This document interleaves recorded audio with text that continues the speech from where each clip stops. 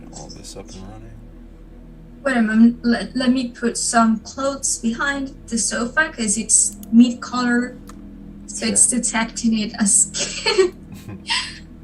Okay, yeah. Be right back.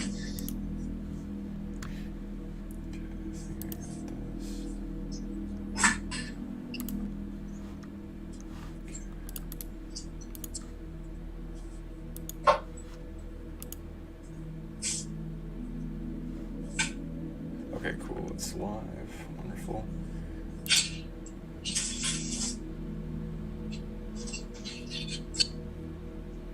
just gonna share that on your thing.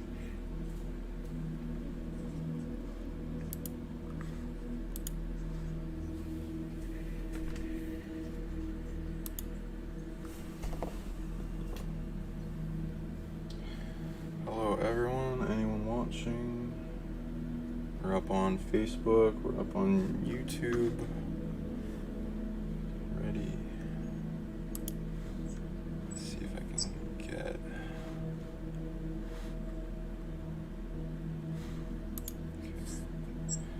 Yeah, let me know in the comments if you can see this, guys.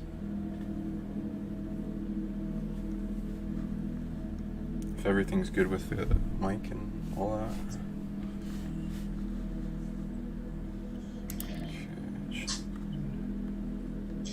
Okay, I'm back. Cool. Okay, I sent the link to, and it's up on Facebook and YouTube, so I sent the link to your Facebook as well. So feel free to post that, and we'll probably get some people. Okay, we got someone in. Wonderful. Okay. Hey, hello everybody. Welcome to the PsionicLeague show. I'm your host, Sean Bond, and today we have a wonderful guest, Marina Seren.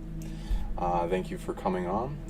She is, let's bring up her page real quick. Okay.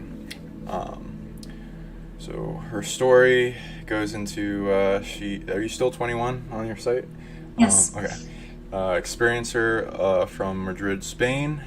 She is a psychic medium, an extrasensory seer, a conscious channeler of her higher mind, an intuitive artist, an ET contactee, alien abductee, hybrid alien mother. Interesting. My lab, MK Ultra survivor, and secret space program psychic super soldier insider. Interesting. Yeah, she went through a bunch of experiences in her awakening. I'm just summing up because I read this before. Okay, let's see. Harassment and military experiments, my lab, and psychic attack, mind control, and getting out of that. Wonderful, me too. Okay, lots of ET experience, as well as what's this one?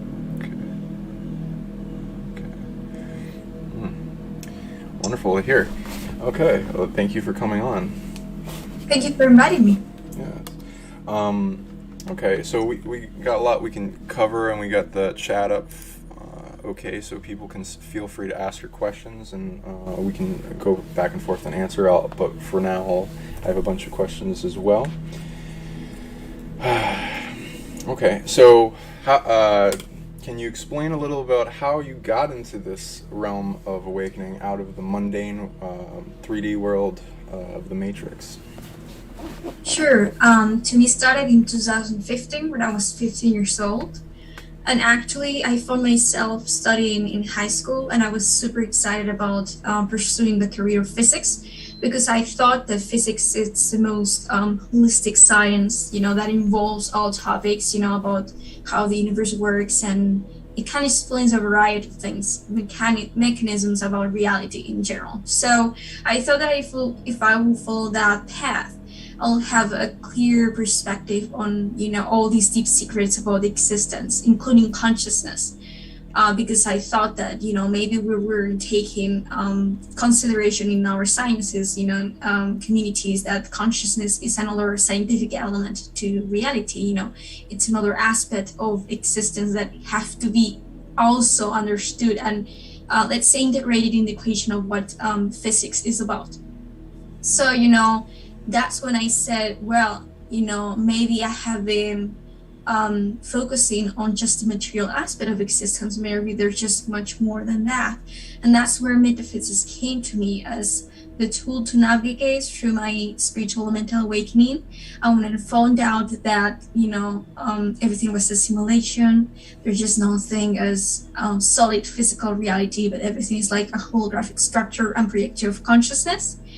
And that's when I started to remember to ask even bigger questions, more, let's say, collective questions as to our, species, like why we're here, how is that we get to exist, to evolve, and what our history is about.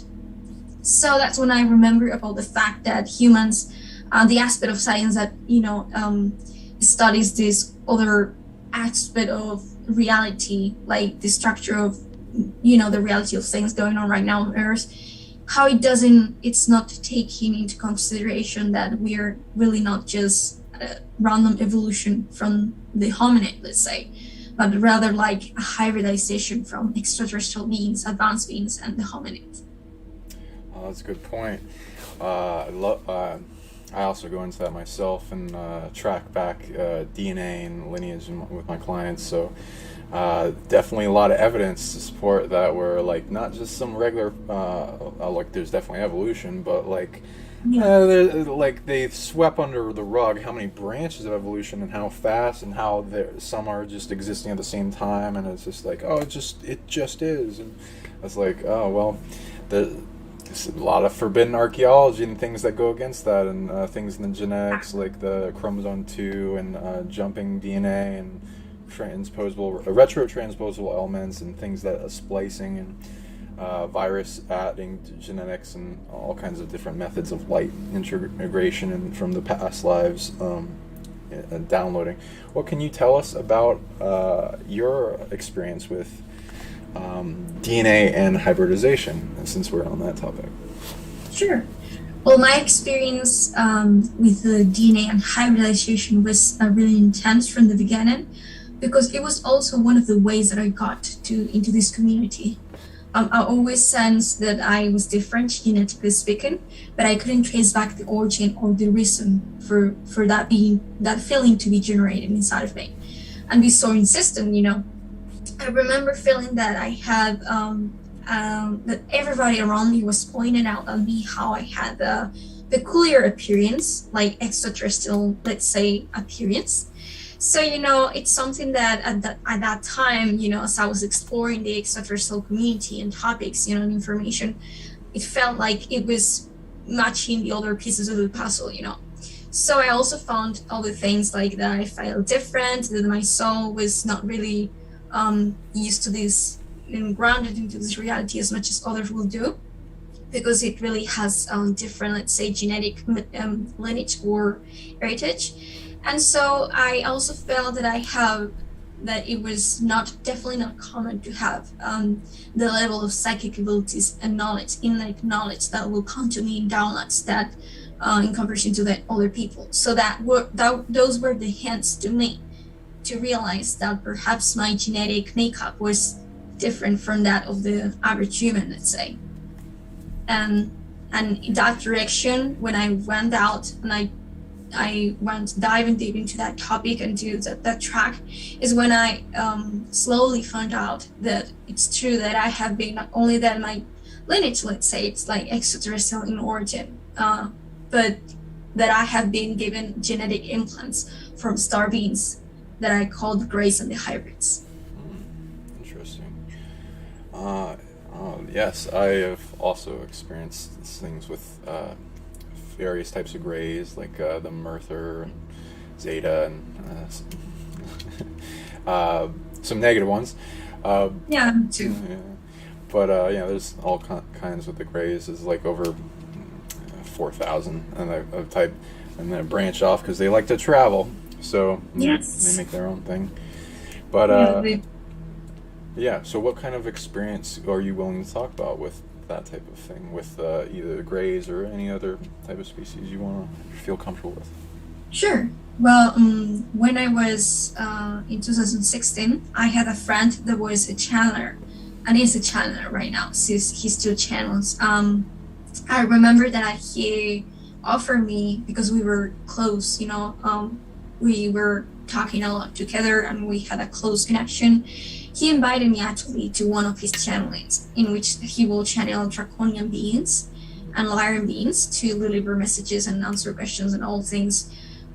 So I remember that I was curious about my hybrid nature, all these things that I have been, that I was meditating on before, and the reason, and also asked why I had an extreme, like, let's say, intense synchronicity with the word hybrid. I will see it everywhere in my, let's say, material matrix. Like, I will see it in the street, in adverts, in many places. It was like the universe was yelling at me that word. so yeah, pressure by that amount of synchronicity and connection to that topic, I found myself aligned with asking them, why is this going on, and why I have this feeling about myself, and why I'm seeing these words in the street. And so they pointed out that yes, it's true that I had this hybrid nature of myself, but that it also meant its main purpose, the synchronicity's main purpose, was to point out on me, to remind me that I was part of the hybrid programs. And so when that clicked into my physical awareness and I integrated that in my physical consciousness, like, oh, it's true, this is going on, it resonates with me. I had experiences, relating these topics, and I started to put the pieces of together, of that puzzle. It's when I started having even more, like, say, conscious experiences with the grace, and most of them will be pretty astral. And for example, going to the bed and going to sleep and suddenly feeling like I was going out of my body, but mostly that I was being pulled to get out of my body. And so I will see I will feel great consciousness, and I will also feel the energy of the hybrid children who will play in with me. I will see some other humanoid beings that were also part of the hybrid agendas that will say that they were congratulating me to observe that my reality was getting closer to them. So, there was like a bunch of the scenarios in between those astral experiences that I cannot remember altogether because it's just so much, and it's a slightly, let's say, altered reality in which we are even more aware. So there needs to be a development of or harmonization, let's say, frequency harmonization in between the physical awareness and that astral higher awareness that I didn't have by then at the moment. So I could only take a little bit of that information, and it was mostly like beings like, let's say, communicating me about the programs, informing me on what's the processes that I have been going on lately, and what was the next step for it to continue. And even some days I will have hybrid presentations in which they will show me my actual hybrid children. Oh, interesting. Yeah, I've had similar things. Not all of them I'm comfortable talking about. There's also a bunch of people, and I appreciate your bravery talking about it, because a lot of people don't understand, and misinterpret and judge, and yeah, it's unfortunate because it's like a big, heart opening kind of experience to connect to like family members and loves and children and that from other realms, and like only once you've experienced another type of place altogether than this place that we're born into, or another realm, or a dream that just like is a whole nother place, and it like is so vivid it feels real, or and you remember it deeply, and the connections and the love gain and the love lost, I interact with time travel quite a bit, so it's very lonely if you don't, large periods of time, so temporal dilated and compressed time. So everyone has to experience love, and then the confusingness of coming back here, and then not being with you, and then that heartbreak that comes from it, where I'll just like start crying right after I wake up from like that type of experience, and it will deeply impact me, and So I understand also some of the reasons for memory wipes, because it will absolute having and remembering those experiences will absolutely change this experience, and Yes. some to those people sometimes they'll see it as an interference and they don't want us to go through that heartbreak, but sometimes it's needed, and so there's a give and take with and negotiation with, because we obviously want to remember, but like the emotional impact is also a little bit torturous from being separated from those ones we love. It is definitely. Do they do? I have a thing where my star family will send me like. Oh, do you get like Mother's Day telepathy text messages thing? Well, not really, but I felt their energy. The difference, I guess, with me and other hybrid mothers is the age. Of course, my experience. I always felt that 21 years old was way too young to be a mother. So it's not that I have developed that sort of feeling or connection to my hybrids, because I will never choose consciously to have children at my age. So I claimed, or I stated to them, that I was cool with that I was cool with having had given my DNA, and that they were, there existing and supporting me, and that I love them, but that I wouldn't take it like more consciously, that like the bond or the connection, until a little bit, let's say, grown up, like older. Right, and that's smart, and they'll I'll try to apply, because I also with some of my clients that I read, and I'm not wanting to fully share my experience to, because and a lot of these things are personal, and I like I as well, and I won't tell you which one's which, and some of my experience. My clients will experience things where they get taken, or in like a visitation, and they visit their soul family and members and go off for a certain amount of time, and it can be like weeks, months, years, and depending on their ability to age, regress, or bring you back to, because the goal is to not interfere with this timeline at all if they have the imprint of when they took you in a hologram. And then you go off and experience things, learn, get like a altar, kind of natural altar having to do with memory of past lives and connection to them, and that activates, and either they'll use that for like what they in wisdom, and they might need that, or you do combined missions, or go somewhere else entirely, like another planet, realm, or in inner Earth for a certain amount of time till the goals are completed. And in those times, if you're there for a while, you start meeting some people, and sometimes you fall in love, and depending on if you're there for years, depending on when you were taken, and if you're young, then that'll also go into it. Then there may be children that come out the other end of it, and Yeah. people. A lot of people have been visited in one way, shape, or another. Pretty much everyone on the planet has in some way been taken note of in some monitoring situation, if not like visited in some way, and then that will go into like who they are, because we're kind of also spirits in this witness protection.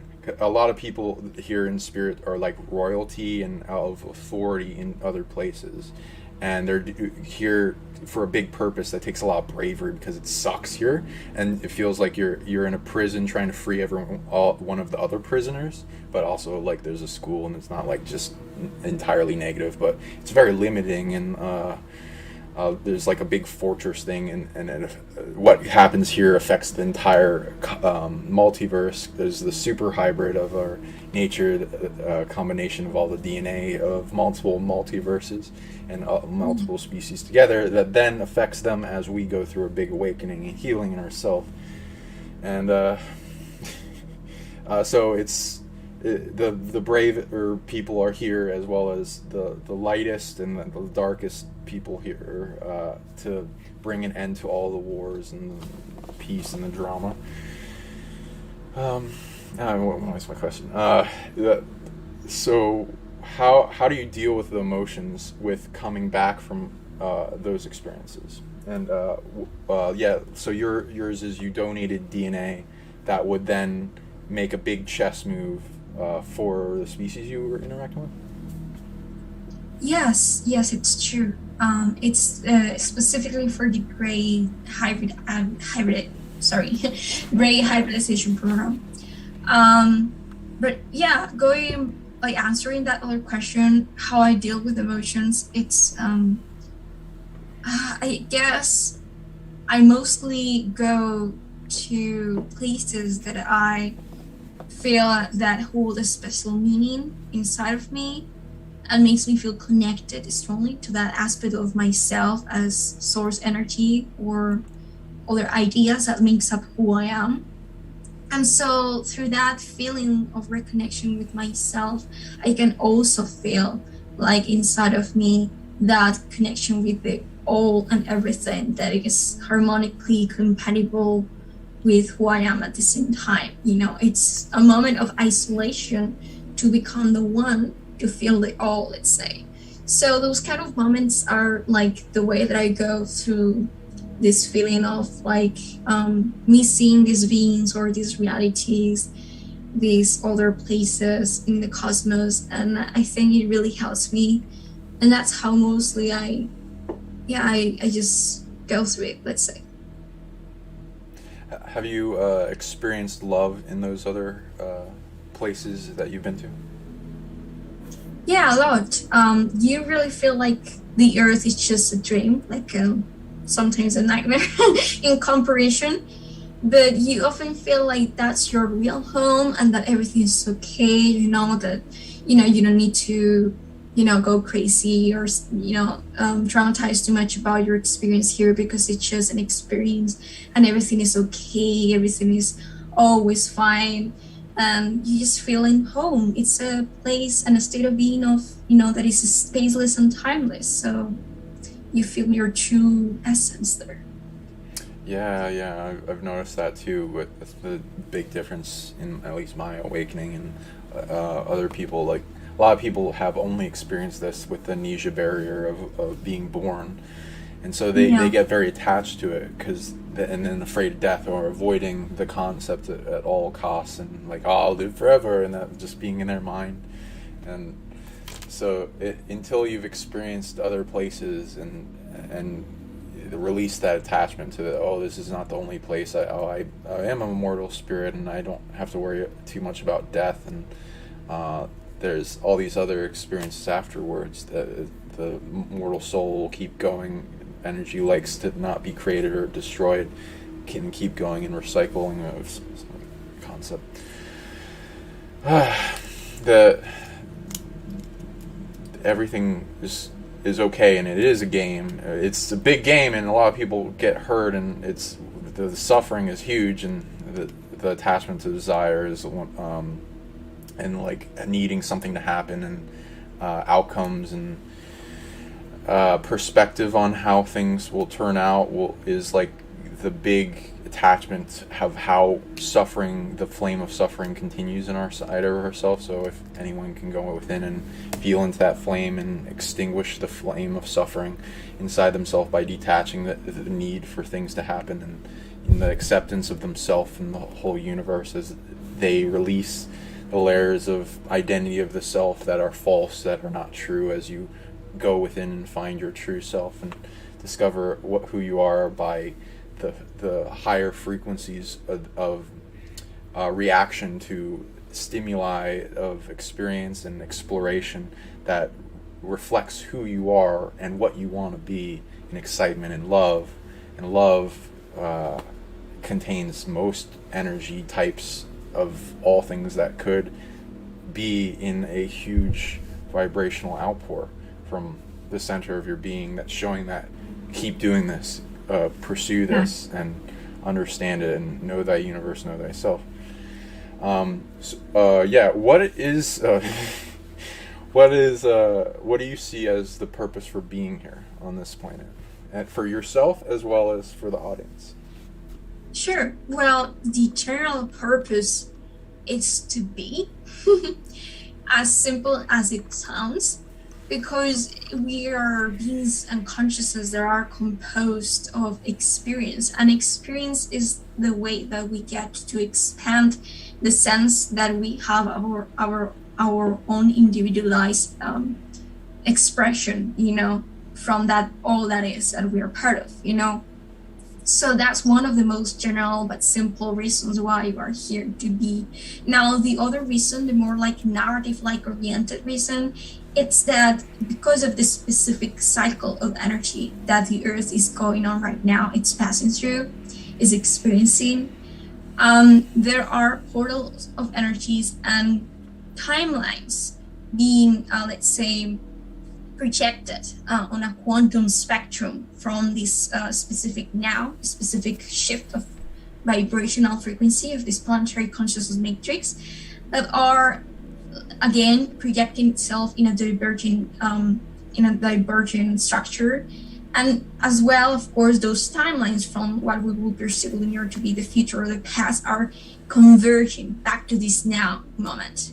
And there's so much history, there's so much narrative behind, there's so much cycles of energy and evolution that are being part of this momentum and contributing, in its own way to this now moment that is so important. This is a special shift of vibrational consciousness that will have a ripple effect, not only to those timelines that are being straight and projected from right now, but also those star systems, dimensions, spiritual lineages, other planetary consciousness, galaxies even, that are connected to this Earth matrix, this Earth galactic consciousness, and of course the solar system.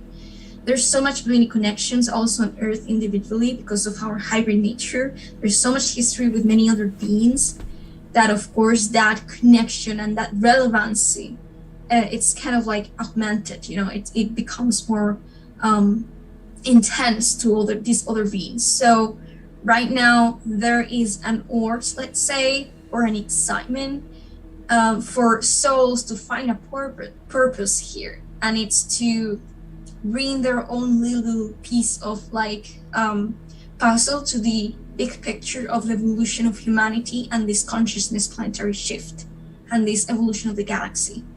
So right now, beings from all kinds of dimensions, timelines, past, present, future, star systems, even other universes are coming here for that specific purpose, to give a piece of their own essence and contribute to the collective, and help, uplift the frequency of the whole galaxy.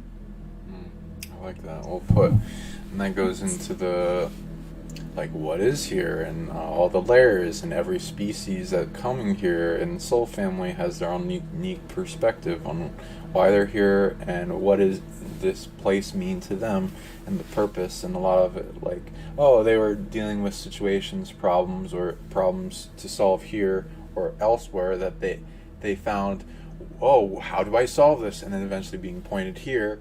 Or some of the beings the darker variety, Earth being this big capturing, compressing down, grounding out all the negative systems of the galaxy down into it because of her strength as divine feminine to hold up the space for the unity of light and dark eventually from the perceived unending war to bring it an end, and what that takes. What do you think of the chess game of light and dark on this planet, and what it takes for Earth to shift, as well as the collective consciousness of humanity? Well, I believe a lot of our light and dark polarity dynamics are actually frequency patterns that are being repeated from those star systems, as for instances of the Orion constellation, because of our own spiritual lineage, heritage, as the Anunnaki are a species of many different races with their own history along the galaxy and the cosmos. They have been in many different star systems, and they have created a really big, composition of their own personal, individual, let's say, collective story. and left many traces, many, let's say, karmic, genetic and energetic traces, connections to other star systems. And in each star system, that will be, an episode of their cycle of evolution, of their own history. There will be certain dynamics or certain sort of like spiritual energy being projected, spiritual processes going on, spiritual processes to explore and go through. And so, for instances, a lot of this polarity consciousness dynamics that we're experiencing right now on Earth are mimicking those genetic, let's say, those genetic aspects of the Anunnaki, of when they were so polar in systems like the Orion constellation, and there were certain, there was a lot of racial tyranny and fight and war in the race for power, money, materialistic, obsession, oppression, suppression of different groups, division and separation. All these things, we're mimicking them because of our own genetic makeup, being part of the Anunnaki. So I believe that after, back in Atlantis, when we were this race of advanced beings, and we were actually going to make it towards the fourth density, because we didn't make it, because tyranny, we were insisting on these patterns of energy that were still an issue, let's say, that was maintained unresolved within ourselves, because we didn't decide that it was time for us to make that step within. That cycle of energy of tyranny, oppression, separation, division repeated itself. That's why the cataclysm and the tsunamis and all these, the deluge, all these things happened, as a, let's say, biological ecosystem reflection, physical reflection in our ecosystem and environment, to those inner conflicts, spiritual conflicts in between ourselves.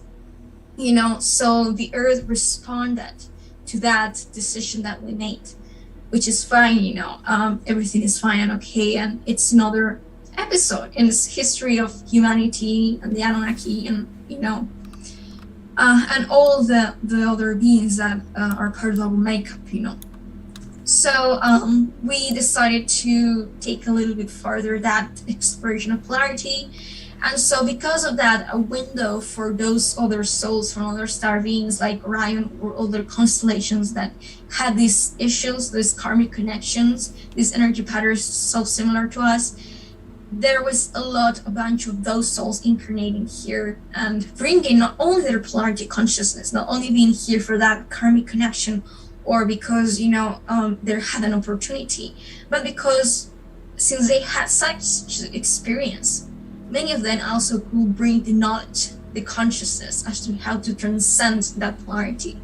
And so that's why in Indigo Type 3s, which are the polarity integrators, you see a lot of Orion and Anunnaki connection, because, they are here to bring that consciousness, that experience that they got from other star systems, to teach others on how to transcend it and to be able to integrate it by, bringing them conscious back to consciousness and letting the light shine through.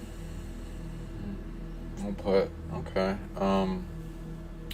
Yeah, and what do you think is the solution, or the solutions that it takes to bring the end to the polarity, think of divide and conquer, and us versus them, blame and hate and non-peace and unawareness that brings awakening?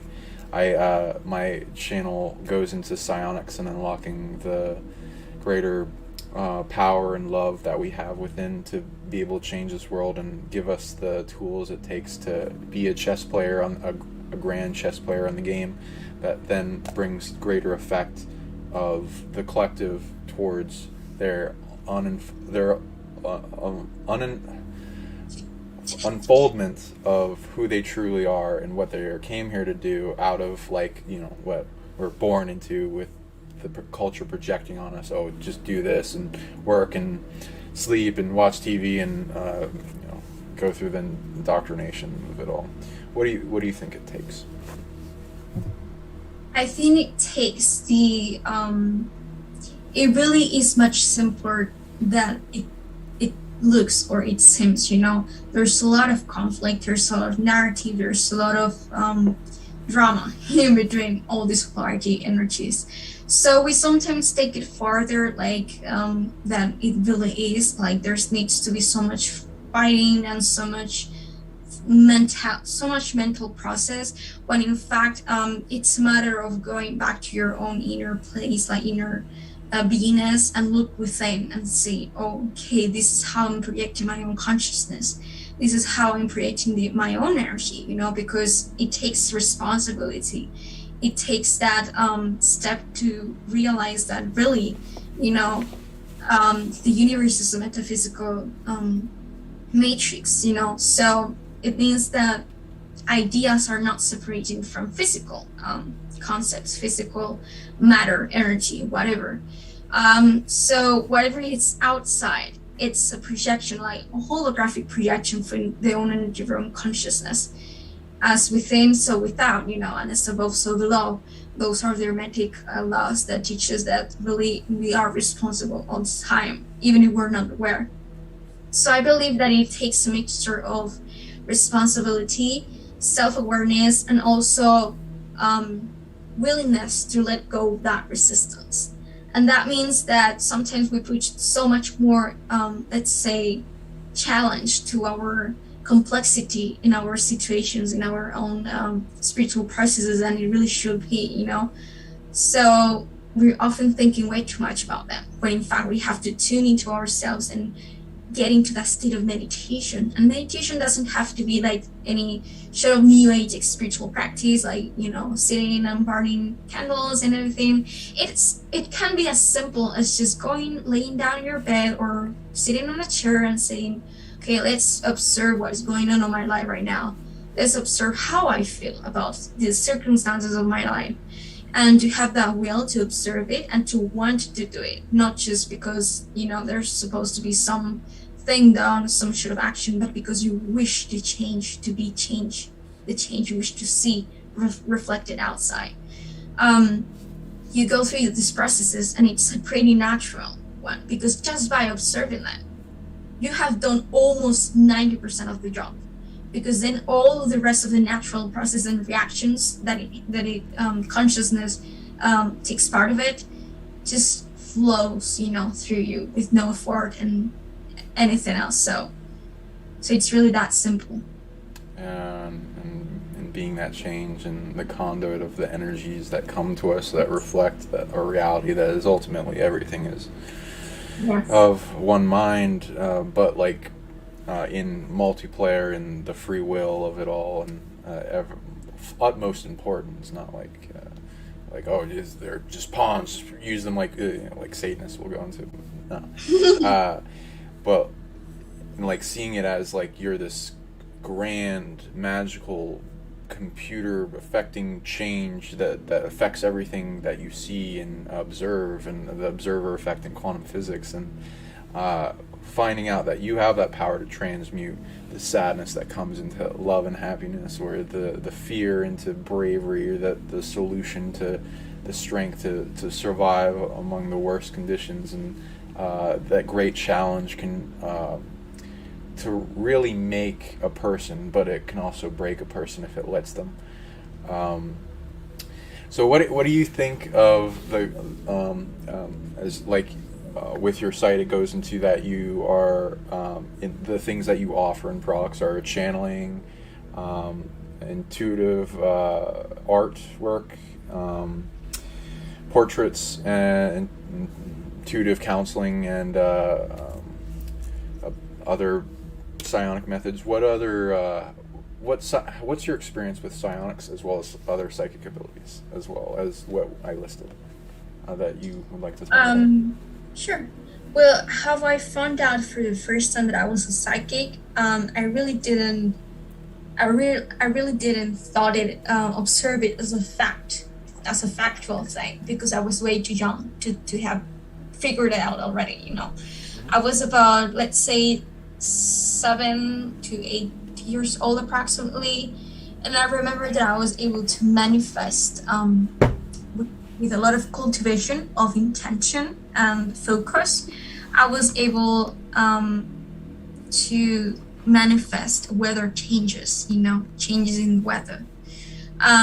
So it was the first time that I was talking this with my friends, and we were pretty excited about these TV shows for children, in which there are women and girls that have superpowers or magic abilities and all these things. So we were playing around it, and I said, I feel that I want to play that I have the connection to water element, and that's how I felt it within myself. It started as a game, but that's how I felt it, that it was a real thing. So I went pretty natural about it, and really sure that there was such an ability, that it was a psionic ability. I didn't give it a name, but I knew that consciousness was involved in the process. And so we were playing, and I was observing how with the intention and focus, I was able to make it stop raining or continue raining and then stop raining, all that followed, with that short period of time in between. And then how I could even manifest a snowfall if I really cultivated enough focus on it. So, my older friends were also believers of this, because they were witnesses to these experiences. But I was the only one, after all those those plays, those gameplays that you act on when you're a child, that was sure that that was not just a game, that was an actual psychic ability. And so that was not the other kind of things I will do.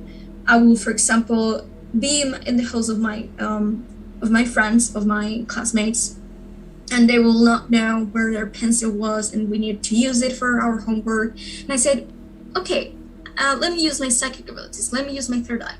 And I will focus and use remote viewing to see where the pencil was and get guidance. And within less than 30 seconds, I already have a clear image of where it was, and I will actually find it, And so my friends were impressed, but yet, they were children, so they will not totally believe it. But when I woke up and I remember all these experiences as a child, in which I will have a lot of precognitive dreams, manifestation of weather, changes in the weather, remote viewing, I will also start, I will realize that those were real psychic powers, psionic abilities being used and developed. But I will also start to notice how I had other kinds of much more psionic abilities other than those, For example, I will sometimes, with my Kundalini awakening, because the energy, it's so intense, I will reach to a point, for example, in which I was able to get out of my body without meditation. And other kind of ability I could use is, for example, seeing things, seeing energies, reading the energy of people, previous to have an actual conversation, check where they came from, their starseed origins, let's say, or spiritual origins, genetic lineages, the chakras. I could see my actual aura, when I will place my hand, on the wall. I could actually see the electromagnetic spectrum, and I could also have this sort of remote vision, but not only to physical places, back to actual information, people's thoughts, experiences, things going on, other kinds of scenarios on the astral, my own experiences, it's kind of a psychic vision, let's say. So, all these abilities were being developed also alongside my spiritual awakening, my Kundalini activation. And there was a point in which my most used psychic ability, which is conscious channeler, will be discovered through the navigation of polarity consciousness in my own negative circumstances. Because how I will feel so attracted to this ability, it's through experiencing negative scenarios and having the need to seek for information to get me out of that hole, out of that rabbit hole, So many times I will have an issue or a challenge, a spiritual blockage, and I will ask myself, how can I go away from this? How can I, transcend this, polarity energy to dissolve this block? And that's when information will come to me, like a download, really strongly. and I will suddenly have a bunch of metaphysical knowledge that I never read in a book, that I never read from a page, and that will be really like an innate knowledge, you know, like knowing, having lot of faith on it, like believe in it, you know, to that degree of, you know, not having to develop any discernment. Like I know from my heart that it was true, you know, there was an accurate information. So that's how I discover my conscious talent and abilities to be myself in situations and having the need to find out how to get out of them. I have that as well. Most of this that I've learned has come from facing a great challenge like the weight that makes you stronger, and then having to find a solution or else suffer, or even like stoppingly like even die.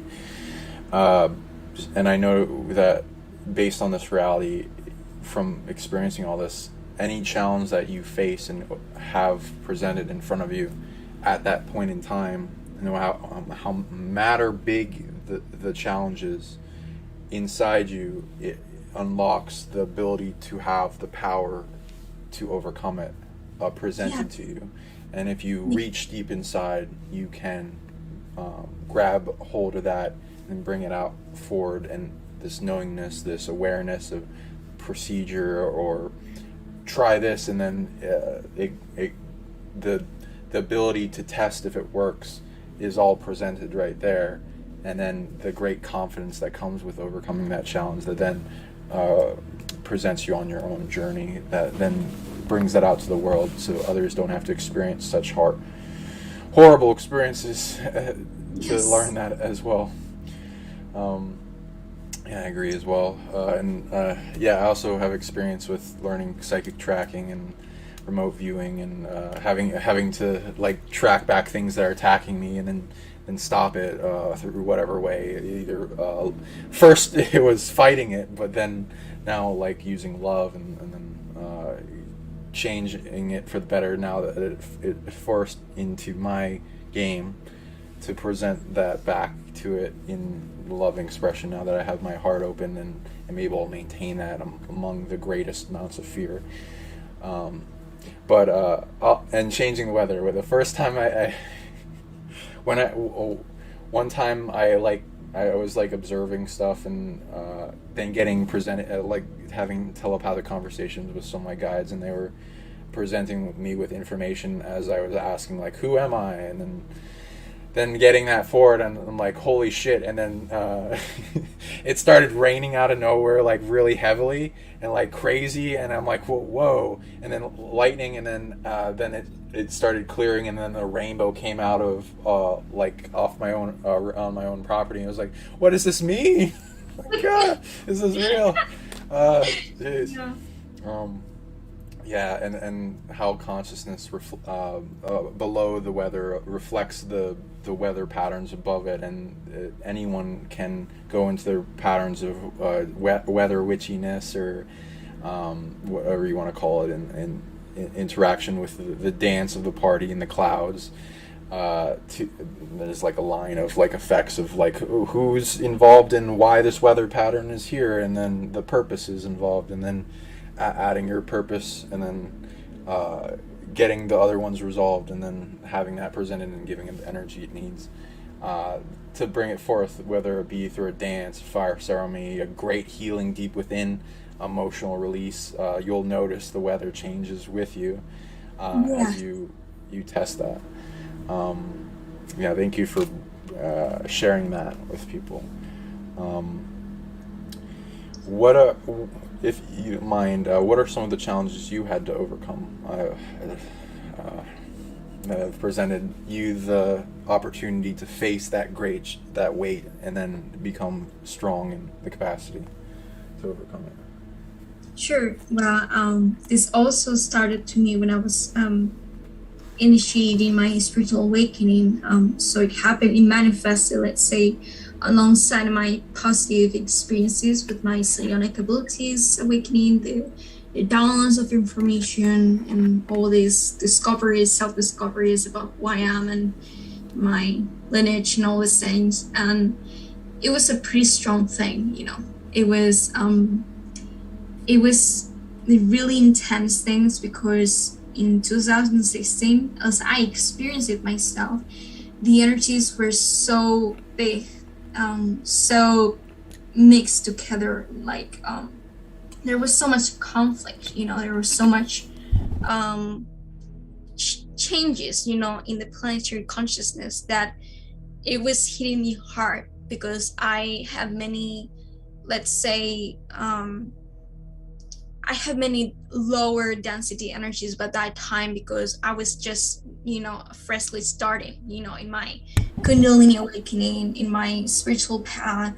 So of course it was like a hit on my face, so to speak, a metaphorical hit to my face, you know, that all these energies slapped me. But, you know, because, you know, the third dimension and the fourth density energies were just, you know, creating this, were really unbalanced, you know, unstable. They were trying to harmonize themselves, but it was not balanced. So I was, one of the first challenges that I experienced myself is some greater narrative that I then found out to be, I mean, it was some intense experiences that then I found out to be a greater narrative, you know, until not until up this year that I found out much of the bigger spectral things that that specific experience was about. And it's that when I will go to my bedroom and I will be, you know, researching information about all these spiritual things, extraterrestrials, etc., and I will be remembering. I will go to my bed and I will receive negative visits from highly dense, negative oriented beings, like super dense lower astral beings. And so one day I started to experience sexual harassment with an entity that was not physical. And at the time I was pretty, let's say, confused, you know. I was pretty lost, because I couldn't answer what was going on. And of course, then, you know, when there's a Kundalini activation, there's a lot of sexual energies moving through the spine. That's a common thing. But this was not an energetic activation. Just, I mean, it really is, and as a let's say, as a projection of it, these things can manifest in your life, because it sort of like activates chakras and it moves, you know, along the spine. So any energetic blockage that you have, you know, it needs to come out to the surface. But the experience itself was just pretty negative oriented, because this being was sort of able to attach to me like an energetic vampire, and be able to drink or eat or feed from my own Kundalini activation, like I was food. And at the time I didn't know what it was, so of course I went to the internet and I started to research on these topics to see if any other person was going on through the same things. And so I found out that it is something that it's called an incubus, which is a sexual parasitic entity that Say can incubus? attach. An incubus, yes. Yeah, that can attach itself to your lower chakras and feed from that vital force, life force energy. So I was, of course, really scared. I was highly lost. I didn't know what was going on, and I was receiving a lot of visits from strange ships outside of my room, like drones. I saw black helicopters. I saw a lot of like military like energies, not just with my third eye, but with my physical eyes. Like I will get visits from black helicopters, and I will have a lot of strange dreams with military people, you know, personnel. So, you know, I knew for a fact that those visits, like the incubus and other kind of visits, were definitely like deep state government, extraterrestrial negative beings, like all that kind of line of beings, you know, of groups, you know.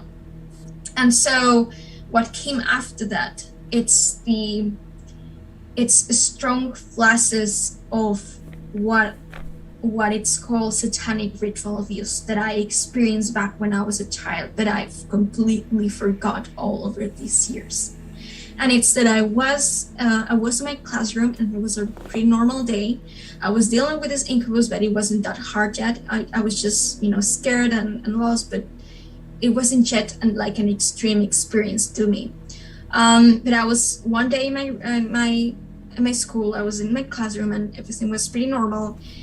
And suddenly, I was meditating on the idea of extraterrestrials and laboratories and adoption, all of this, because I was having dreams about it.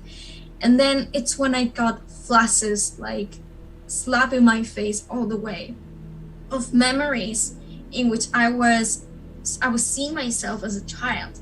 And I was in this laboratory room, and there was this doctor surrounding me and performing really strange medical, just performing really strange things on my genitals and in my body, in my consciousness. And I was screaming, I was yelling, I was crying. They were manipulating it, and there was a lot of experimentation. My consciousness was heavily traumatized as a child. And so, of course, that hit me so strong, because it was a memory recovered. It was not like a vision of any kind, it was a memory recovered.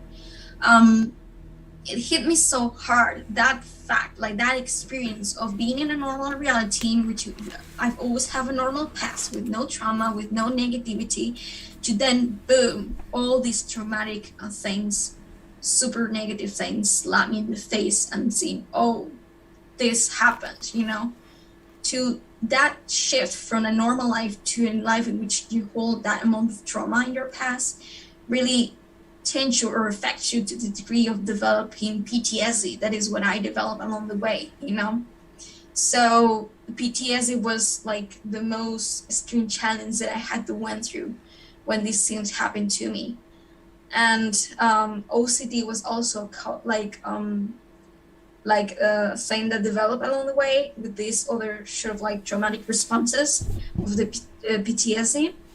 And I became highly mentally unstable, because this will not just stop when it comes to the beings. I will have astral encounters with negative extraterrestrials, in which they will take me in the ships, in which I will see myself abducted, in which they will attack me because they have psychotronic weapons or abilities, and they can influence your dreams or your mind. And so I will still get more sexual attacks, from beings. Like I will be actually sexually attacked and targeted. I will have nightmares many times about my ritual abuse, torture as a child, or my experimentation in laboratories as a child. The PTSD was just really strong, And so all the thing that was a big challenge to me is not just the memories itself, like the trauma itself, but not knowing what it was about. All I asked myself is, what is this? This doesn't make sense. What is this about? It just doesn't make sense with the space and time, with me, with anything. So not until last year, 2020, and this year, when I was able, when I had one of my first regressions, to see and check what was going really on and what was that for, is when I actually learned that I was part of the Secret Space program, and that in the Secret Space program there's a lot of experimentation in the recruited soldiers. And one of it's the projects that are called under the name of MK Ultra and Monarch Project, specifically for me at least the Monarch Project, in which they use satanic ritual abuse and other kind of tortures, like in laboratories with the small children, to shatter their consciousness, after so much trauma and abuse and torture.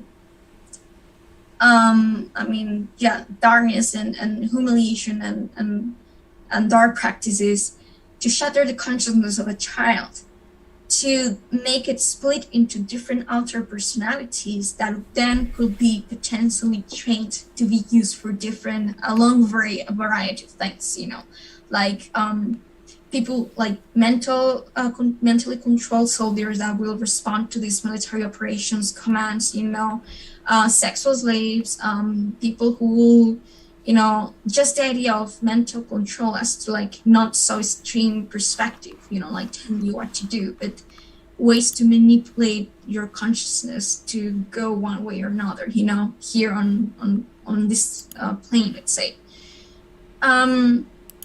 So that's when I found out that it was all about this project called MK Ultra, the Molar Project, and that it was used in the Secret Space Program for a variety of ways, and also as well other facilities and institutions that were dark government connected, but also connected to the Secret Space Program. Thank you for being brave and talking about that. I experienced similar things as well as many clients, and those out there that have experienced the same, you're not alone, and we are both here for you, so come and contact us if you want help moving through those experiences. It takes many years to heal, and and longer if you don't have any help and no one to talk about, and it will abuse you and continue to try to grow, and it's the challenge that many falter on, and it's a hard thing to resolve or get out of, but it can be, and you can gain the power in yourself to get out of it. The breakdown of the procedure, just to be quick on that, if others want to solve that situation for yourself with whatever entities that come forth, incubus, succubus, demons, all the scenarios, and even remote influence and handling from these projects that absolutely are real, and I do track back numerous, and when you take care of them from they won't go away until you actually resolve them from what they say they are coming from. And if they're saying they're coming from that, if you resolve them, they do go away, and I've experienced this as well. So it will be when it targets the sexual, the sacral aspect of creational force, your ability to what you want to create in the world and bring that force. Your entire timeline having to do with everything you would be creating is targeted. So this is an easy way for them to target that and manipulate that, to unbalance the divine feminine or masculine, to then to shut that down and get a cycle of distraction, to hold a person back from going more into their divinity. Their sexual energy is how it's like an alchemical factor of what you can do to create in your body. It's what you use to create love and happiness. Without the sacral at its space, you can't be in joy. You're like shut down, and people that know what it's like to be unhappy or depressed, you can know what that leads to, and even to the state of where you don't want to be here anymore. In that challenge, it's about if you do find yourself with like an NT attachment, which is a lot of the times that will go with either the polarities of the sexuality, where it's either getting shut down, where the things don't want you to use it, or they want it overactive so that you're producing a bunch of energy so that things can steal it from you and then use that as authority from a distance for whatever they're trying to create. And so like using you as or anyone in the audience as a generator for their miscreations. So it'll go into healing the sacral and getting it back into balance through all the aspects of it. Dreaming, sexual body, sensual body, desire, emotions, creative force, kundalini, lust, fantasy, nightmares, water of your entire body, and the hormone systems, the sexual organs, the birthing tech, all that's involved, and the divine masculine and feminine, their ability to come together in unity in your body, and then the growth of your divine self. So healing and clearing out those, purifying them of all attachment that wants to go into that, and making operating systems and visualizations and meditations to do that in procedure, as well as if it's at an early age especially, then a lot of people are targeted from their innocent inner child getting out unscathed into this world. It's very hard. So most people are targeted in some way, shape, or form, and take wounds growing up, which will limit their infinite self. The innocent inner child centers around the solar plexus. It will be your unlimited self, that spark of infinite, of the universe coming into a body, and that can believe it can do and be whatever it wants. And as we go through the gauntlet of life, we get lessened and boxed in from thinking we can do everything, which is that belief and faith in ourselves and knowing that we can. And if that comes out unscathed, it's very powerful and strong to change this world. So, and even if you don't get out unscathed, you can heal all the wounds. Inner child work, going back in time and giving yourself love back to those wounding periods and what it needs. Reclaiming your innocence, your power, which is the place of miracles. The ability to do miracles is what your innocent inner child can do. Retaking that from wherever it's been stolen, which the succubus and incubus grid around the planet will absolutely go. And if you feel like defending yourself is like, oh, am I going to be a good being? Am I of the light if I defend myself? Yes. You have the divine right to protect your reality from anything that wants to come in and do you harm, and from any little aspect of it. It doesn't have to just be like something sending death energy at you and destruction, or stopping your heart, to where that be what is necessary in crossing your boundaries, to where you have the right to defend yourself and stop it from happening. In natural law, do no harm but take no shit. You have no karma that comes on you from defending yourself or the ones you love, and if you have to, because they're coming into your game. And so with sexual influence, overwhelm, all that, and as well as perversion or anything else, there's no judgment for anyone that's going through these things. They'll do all kinds of stuff, and it's not really necessarily you. And all these influences are like cultivated from all these people and then put into these containers that these succubuses and incubuses send at people to influence to change their path. And as soon as they detach from them, it's like they came out of a spell or I would never do that, or whatever.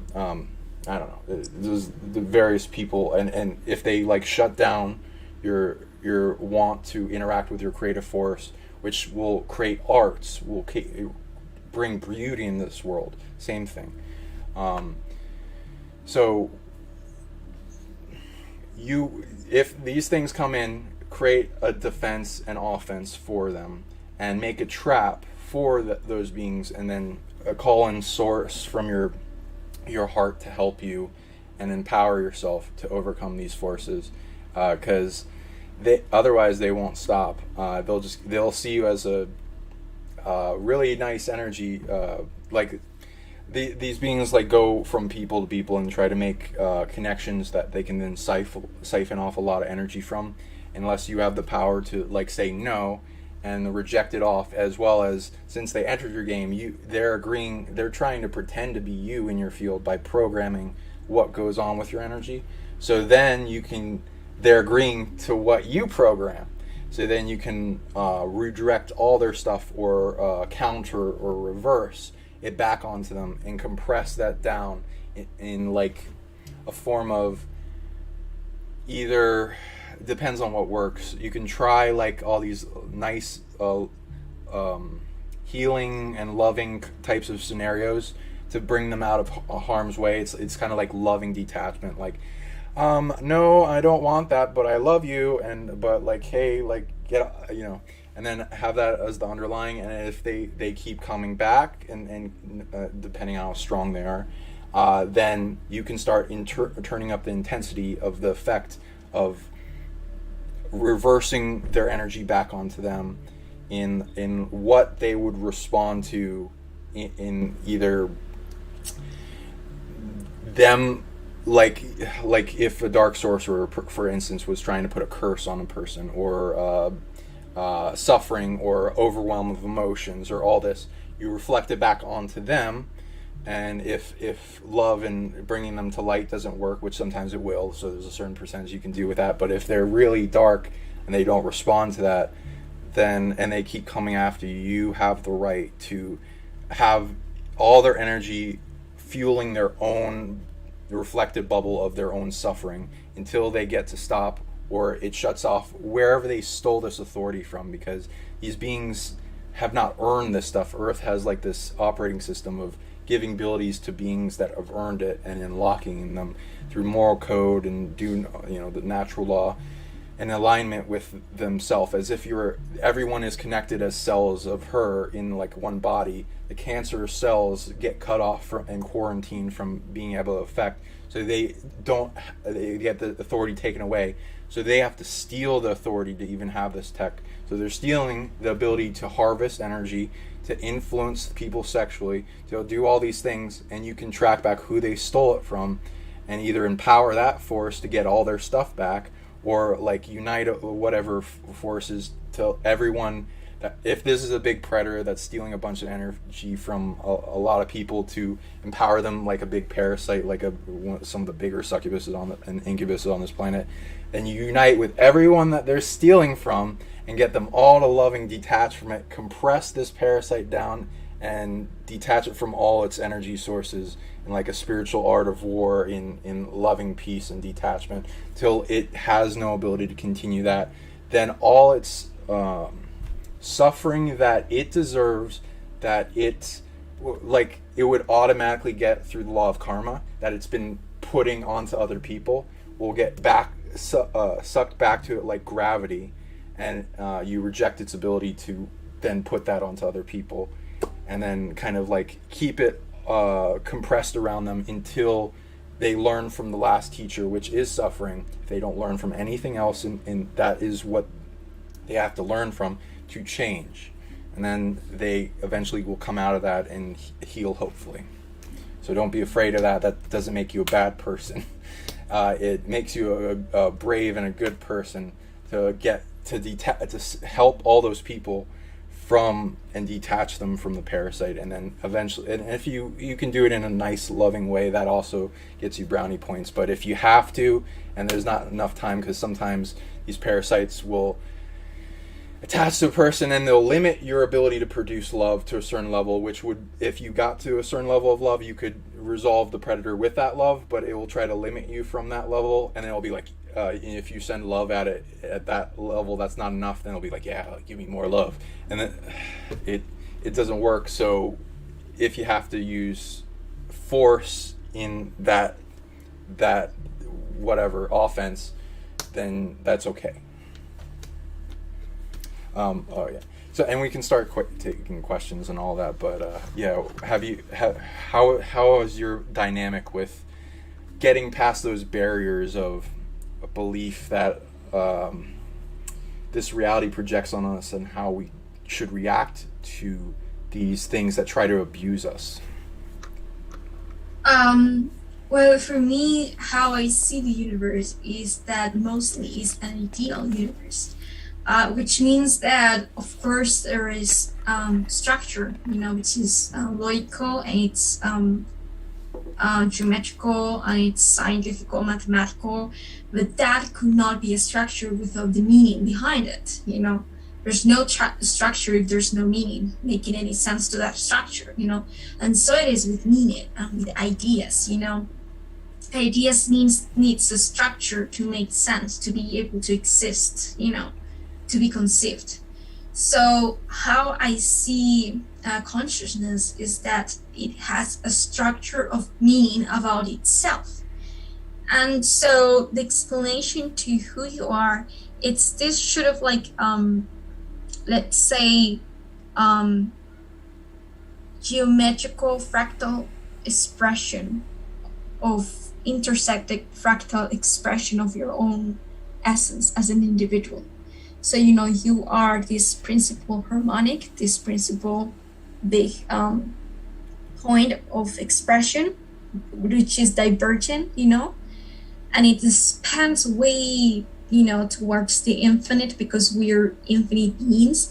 And so all of the fractals are just let's say, other harmonics, along that line of divergent expression, of that principle basic harmonic that represents who you are, like an ideal holistic expression of your beingness. And so I see that everything that makes up who you are is this fractal patterns of energy that makes up your holistic self. All the ideas of what things you like about existence, what things you enjoy to do, what things you love to do, to think about, everything that you love to do, it's actually the essence, the pretty much the essence of that geometric fractal expression of your beingness. All those ideas are harmonically compatible with that principle harmonic that from which everything in your personality, consciousness, physical and not physical, express about who you are. So anything else, by definition, anything that is not harmonic compatible with that harmonic expression of who you are, of ideas, of different ideas and meanings, cannot be part of the structure in that sense, in this, as being part of the essence. It's part of the structure only as a mirror to reflect back to you who you truly are, which is the positive. So, I really see it as like this geometrical fractal essence, like structure of things that has science to it, and that is as simple as knowing that all the things that you love about yourself, about the universe, about the existence, it's your true essence, it's who you truly are. And the rest of things are nothing but a guide to get you to know what is that you are not, by contrast. Because you will never be something that you don't like. You will never be something that you don't enjoy, that you feel highly incompatible with. That's the kind of like the guide for you to know what you are, and by contrast, it's a strong mirror to know who you aren't, by contrast, by definition. So I think that that's the general plot as to existence and belief systems, truth, self-truths, meanings, ideas, but how we get to that essence, like not just the who you are, but the what you are. I see that there's really no separation. Many people think, oh, who I am is light, who I am is unity. And that's a mistake, from my perspective. That's what you are. That's the essence, the intrinsic essence of all that is, all beings, all structures, all entities, all consciousness. Now, who you are is that essence that expressed in that individualized form, that it's who you are. That way of signing, that is specific, individual, and original, unique expression of sign of that light that you are made of, that everything and all that is made of. So in a sense, how you got and who align with what you truly are is by aligning with who you truly are. And it goes the same way. When you align with what you truly are, you do it only through who you really are, that those ideas and meanings that you actually have already integrated within your consciousness, that you understand and is aware that you are, that is, it makes up that structure of who you are. So that's how I deal with this. Nice. I like that. Yeah, and that reminds me of my meditation and finding, going deep within, and for various amounts of time, searching for the true self within. And it's like a feeling state that you keep going deeper, like releasing weighted coats off you of layers of an onion of false selves. It's like going deep into the being of everything, but in perfect harmony with everything else, and seeing this the balance of separation and unity, and in defining who we truly are as we go deeper, in the place for everything, but to where it doesn't disrupt anything. and then the remedy of it all as you see the ending of wars, in that deeper pursuit of the true self realized, ending the wars within and outside of ourselves, and like you can do both at the same time, like letting go of all that's illusion, the separation, the disruption, the disharmony, while going within and embracing unity of love, unconditional love, and everything in the collective as it gains, and seeing that, and feeling that expansion of light within you as you let go of the weights that hold you down, and rise up into your enlightenment. And it grows with such intensity of light, with also unity of mother void, of the darkness in the absence of light, as you shine that light in perfect balance. Because the dark, if it's in perfect balance, your light is the thing that heals and resolves and makes everything better, is the source of divine within. The dark is like, in its balanced state, would be the defender, the compressor of the negative forces external, and then having a way, like a way to deal with that, both together in balance, because we are everything, even the things we don't like to look at or the things we hate in the world. And as we come to peace and heal and loving detach from programming and altering what we really want to be in that true self, in harmony, then everything heals and changes. Like what's going on with the war between the angels and the demons, where the demons are that great challenge, that great strive, war, and suffering, and I think wounds, because they're like fractured, and they have a lot of things to heal.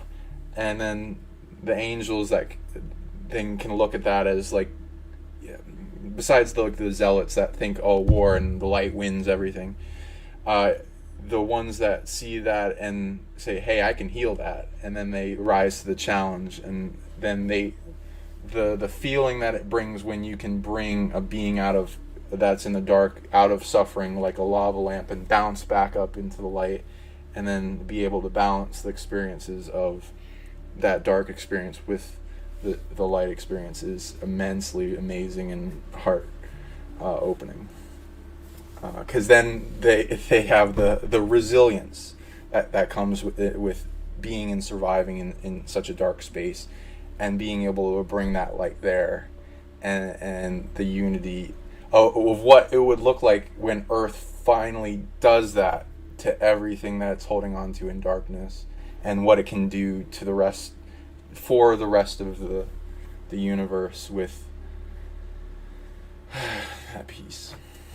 Yeah. Oh, would you like to take a quick restroom break, and then we can come back and answer questions? Yeah, sure. Okay, cool. Let's do that. Okay, yeah. So thank you guys. Stick around. We'll be back in a few minutes. Thank you. Yeah. Go ahead and do your thing.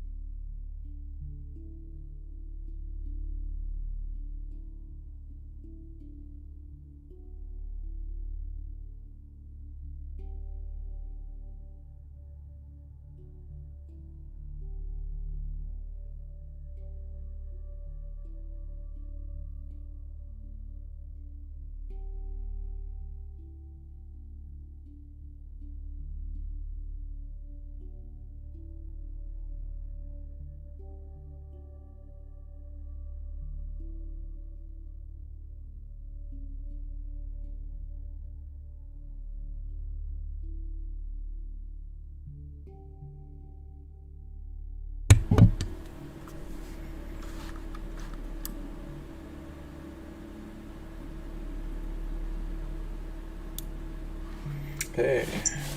Hey. And we're back. And, wonderful. Thank you for coming on again. Okay. Thanks. Let's see what questions we have here. I'll read them off, and you feel free to answer them, and I'll, see if I add something afterwards, mostly. Sure. Let's see here. Okay. I would love to know more about being born to a hybrid. My mother was hybridized in a timeline change with the Orions. Thank you for sharing. Okay. What do you okay, go for it. What would you say about being born as a to a hybrid? Okay. And being a hybrid. Okay. That's a pretty interesting thing. Well, of course, when you're hybrid, it changes the whole, it influences the whole dynamics of how you express consciousness. It depends on the being, that's part of that hybridization experience or situation. But mostly these beings are from higher density, higher dimensions, so that you have this hybrid genetics.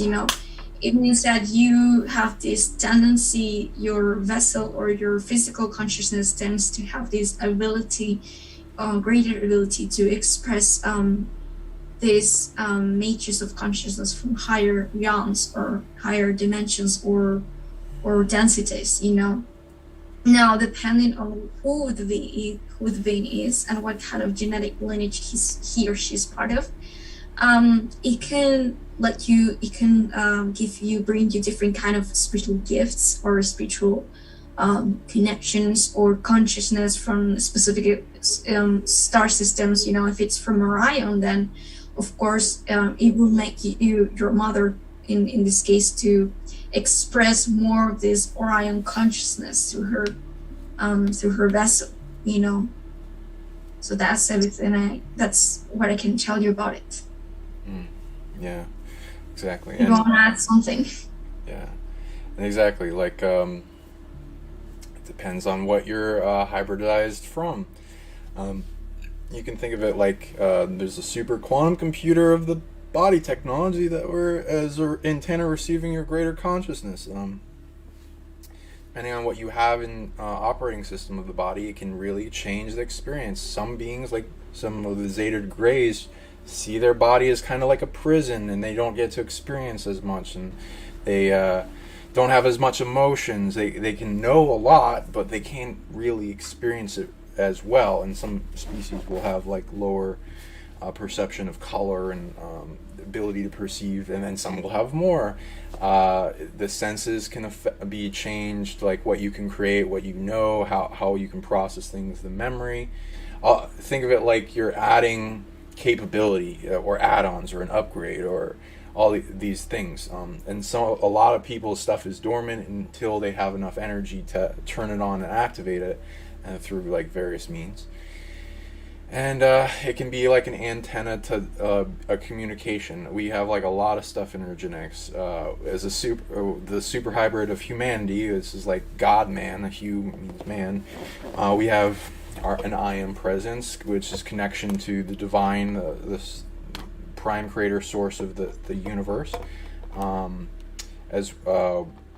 which is something that barely any species have except like divinity path beings. Gods, angelics, creator beings and planets have these things, but not much else. But they have some other beings will have a connection. All beings will have a connection to source, but this one has more of an ability to interact with it and express it in this form, with like authority and like as they scale the to-do list and the internal school within to have earned it, and then create in their reality around them.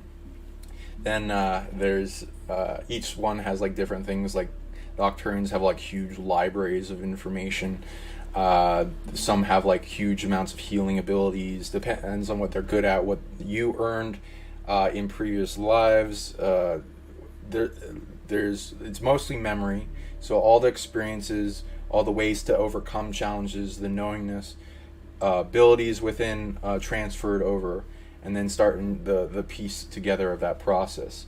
As it's kind of like a broken down machine, and you gotta like repair it so it works really well, and goes within purity and letting go of all the inherited wounds and trauma. So there's a lot with hybridization. Pretty much everyone's a hybrid that's a human, but there's all these different varying types. Everyone at least has the main polarities of light and dark, which comes with the Lyran and the Draco Anunnaki aspect. That also has the demon lineage. That Lyran has the angels, and there's also a lot in between, because all the races in between, they're doing their chess move with their expansion of their genetics within the varying races, and who is influenced to come together in love, and then merge that as a lineage in DNA, super quantum computer technology for the future, as a growing hybrid for the later lineages that has even more tech. Let's see. Okay, a lot of compliments. A lot of people saying, "Oh, she's so beautiful and she kicks ass." Okay, cool. Thank you. Thank you. You can do it and believe in yourself. Okay, let's bring on the babies. Okay, if they want to talk about babies, do you want to say anything more on babies? Well, as I said, it's not a connection that I work so much on yet because of my age. I'm 21. I found myself to be really drawn to have any excitement to experience myself as a mother. It's true that I don't have to reach any level of responsibility because, I'm not taking care of the children, I'm not feeding them, I'm not responsible for that physical care, in between. But, behind. But I still don't feel like waking up and saying, "Whoa, like I am a mother and I have children, and these beings are," it's a strange, thing. And I've talked to older women of my age, and they feel the same like me. We don't feel yet ready or excited, let's say, to enhance that connection. Not at least not until 30 something, let's say. Yeah, let's say I still love to become more aware of that participation that I'm just being part of, like in the higher program. So I welcome them to say hi and to give me information, to connect with me and everything, but it's not a day-to-day thing. It's like occasional thing. As a mother myself, I can really relate. um, and yeah, and that like goes into many subjects, and like the unconventional motherhood that many people may find themselves in. Like list a few of them, like donating your DNA and then it being involved in hybridization in either like another surrogate mother, or I've even heard and seen the concept of where you'll be visited. Sometimes there's deals and involvement, and usually I'll see a lot of the time it'll be like them agreeing to it, so there'll probably like be a long visitation and then them falling in love, involvement, and then having becoming pregnant, and then or being inseminated. It depends on the experiment, if the race is like considerate of you, or if it's an abduction scenario. There'll be and if you can reject the ones that you don't want, of course, but sometimes there'll be a thing where a person will find themselves pregnant, they won't be having their period, and they'll be like, oh, I didn't even sleep with anyone, what's going on? And then like a certain amount of time passes, and they may be pregnant, or it depends on how much period of time passes, where they may not look into it enough yet, or they get a positive pregnancy and then somehow it all goes away, like where they get visited again and then the baby gets taken out safely, or it gets moved to another womb, which there's like reasons for this, which is like if the connection to the heart of the mother, which is like a love nurturing kind of thing, the DNA of the person, and I call this womb jumping, where like it will go to another person.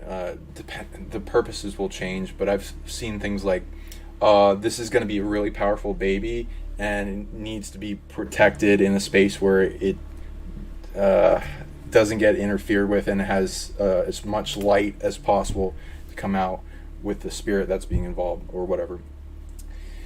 There will also be things that many women out there experience where it's not always a physical birthing process, where they'll find themselves experiencing birthing other things like spirits or timelines or creational processes to bring into this world, direct incarnations, and their womb space will be taken up because the womb gate, the place of power internally, can be used for amazing things, as they have their own place of power within them that they can draw out a lot of magic or power or divinity or all kinds of stuff, depending on how pure it's been made, and also in a growing capacity. So people can birth whole things into existence, or even some like form of, I've even seen where people are in the process where a consciousness of a nebula or a star or solar system is branching and part of itself into the receptor of the like a TV receiving the signal, like how our bodies work with self receptors of the consciousness field of the self receptor is receiving the self, receiving that nebula, and then them being involved in the birthing process and using this technology to amplify the birth, and them essentially birthing stars or planets partially within them, with an extension of that planet being in this realm in a greater chess move that like makes that thing, that being or planet, whatever, even more powerful. I mean, some very crazy thing to explain to people, but yeah, and then some people use a lot of energy to do that, and it needs a place of safety or cultivation of love to make it go successfully well. Sometimes it can be painful or targeted, like, which will bring on things that come after the person to try to stop that from existing, because it could change the timeline dramatically. So I don't know. Let's see here. Ideas go further. Motions and reply to. What is this?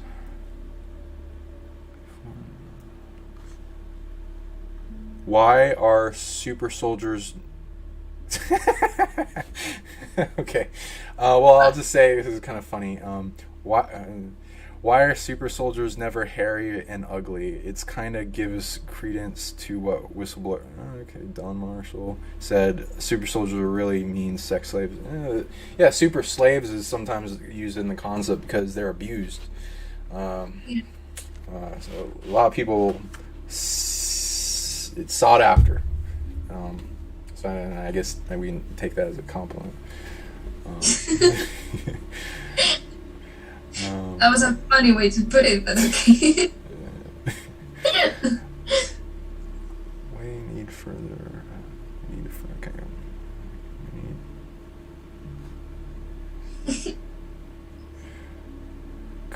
Okay. Oh yeah, and before I forget, James Ring sent us a question so I could ask you on your umbrella experiences. Can you talk a little bit about that? I imagine he's talking about, like, in Resident Evil, the Umbrella Corporation, how it used with virus and underground bases.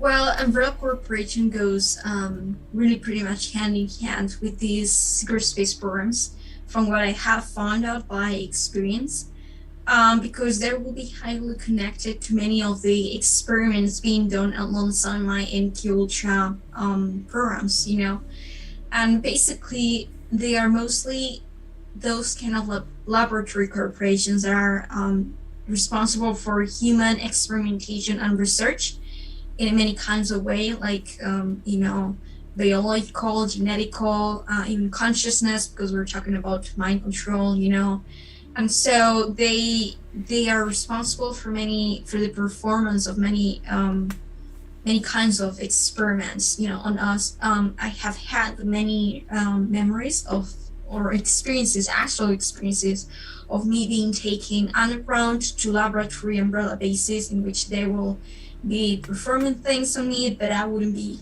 having any clue what it was about, and I would wake up with marks in my left leg or, in my other leg, And so when I will wake up having those dreams, those astral experiences, seeing all these doctors, perform things on me or, take examples and all these things.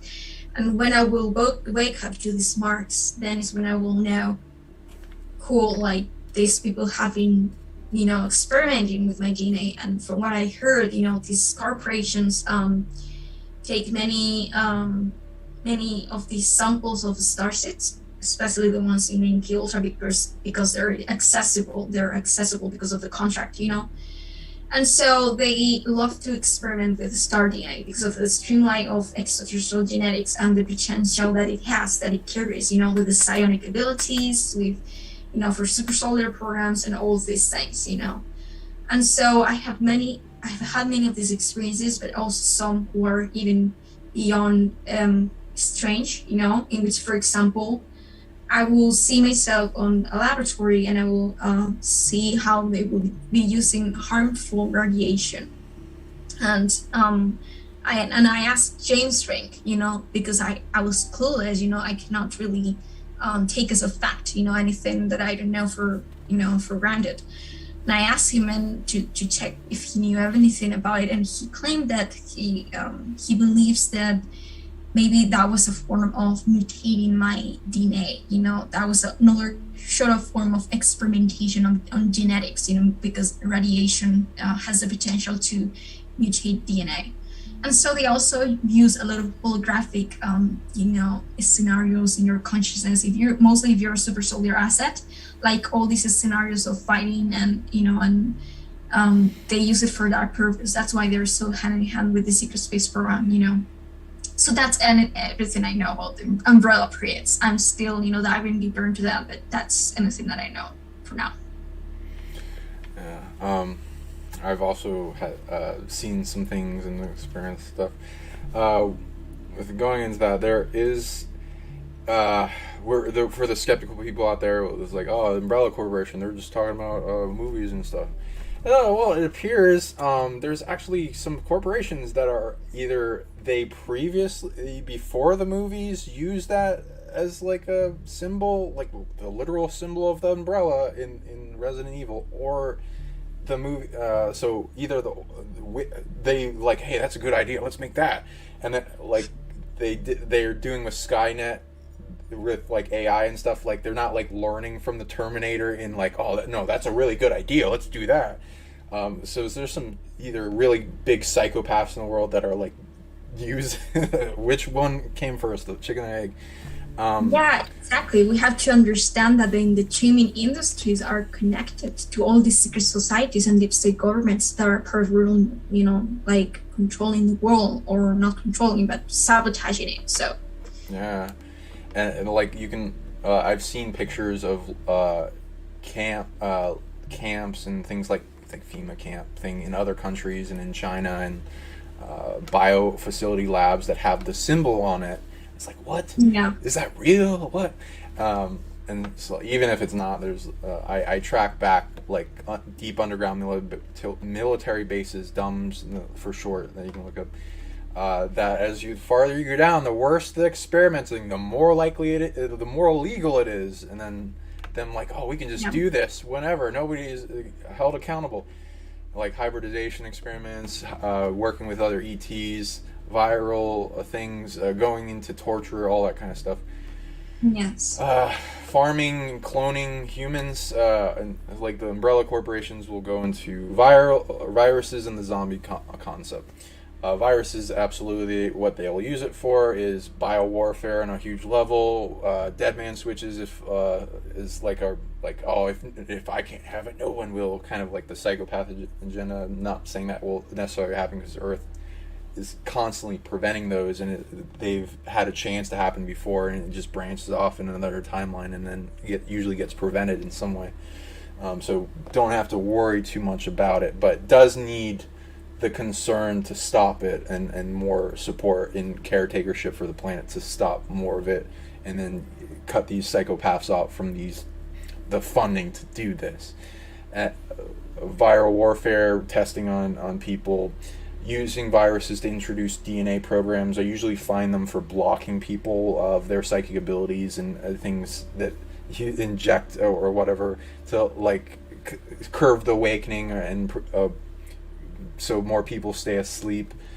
Sometimes I'll see it in a positive way, but those are rare, where it like tries to trigger a genetic anomaly that they can then study, which in their pursuit of genetic abilities unlocking or force activating, kind of like in the whole super soldier projects and torture programs. In the zombie thing, I don't really want to go too much into it, but like if you want to go into that whole, go ahead. I mean, I do have had many dreams of zombie fighting, and all of this that relates to that psychopathic delta alter that I have as a that is used as an asset in the secret space program. But I don't know what to say really much about the zombie thing, because I mean it sounds really crazy, like the idea of zombies. It's maybe too fantastic like. So I'm yet not sure how much truth to give it. It could be possible because there's a drug, that is called I don't know I forgot the name, but there's a drug that is administered to people, and these people actually have the shift to a mental state in which they behave like zombies, and they experiment. There are many people that have experimented with that kind of drugs, to alter human consciousness, So that's real. That's a thing that you can find on Google, and it's totally like scientifically studied. Now the whole virus zombie thing, I'm not sure, because again, I need to see the scientific base, to that. So Sure, absolutely. And yeah, we don't have to go too much down there, and it'll cause a lot of fear for people. So I'll kind of like touch on it. If people want to go down that rabbit hole, it'd be like, oh, where's the possible evidence and concepts for that?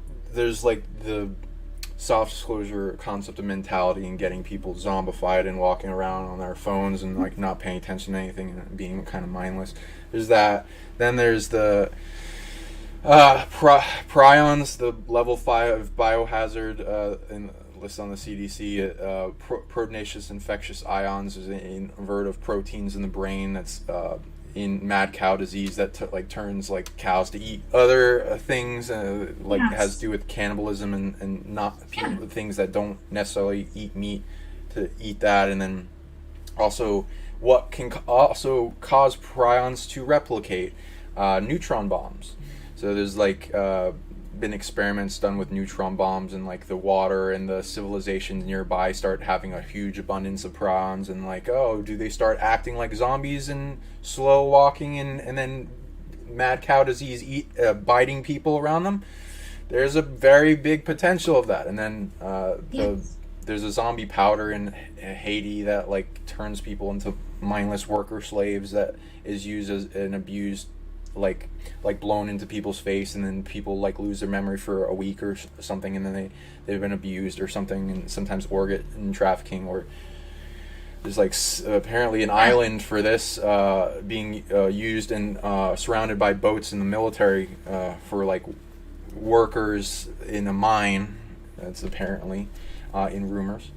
And then I've even tracked back things that zombie, because I would train abilities to make the timeline better, and in my first training course I'd start with catastrophe timelines that would branch off the main timeline that we're on. That any time in history there was a choice point to make the world a worse place, there would be a branch off, through nuclear fallout or meteorites or all this kind of stuff, and a lot of them are prevented. So you can see there's a bunch of people looking out for a timeline to maintain it to be betterment. Well, there's also apparently zombie apocalypse timelines where things have interacted with viruses. I've seen from the military, ETs sometimes will get involved in this. There's the fungus ones that we know about with the fungus that infects ants and stuff and then takes it on a zombie parade. Cordyceps virus. Yeah. That's from the Last of Us video, yes. And then the proteinaceous infectious ions, which I have tracked back, do exist. It's not too much of a big threat because it's being quarantined, and there's a lot of things that don't want it to happen. So it's kind of being isolated to underground military bases. There's. Go ahead. No, yeah, I wanted to say as a side note that I do not believe in the zombie concept of a dead person, getting back to life and eating people. I don't have, there's no science base to that, but there's a science base to that thing that you have described about these proteins of the brain and these drugs and this experimentation on all these things that makes one organism's psyche to act like an evil, and to want to eat other people. That has a science because that has been studied. So I believe in that, but not the idea of a dead body, not that thing. Yeah. And that goes in necromancy, which hasn't been really demonstrated in recent periods in a long time, though.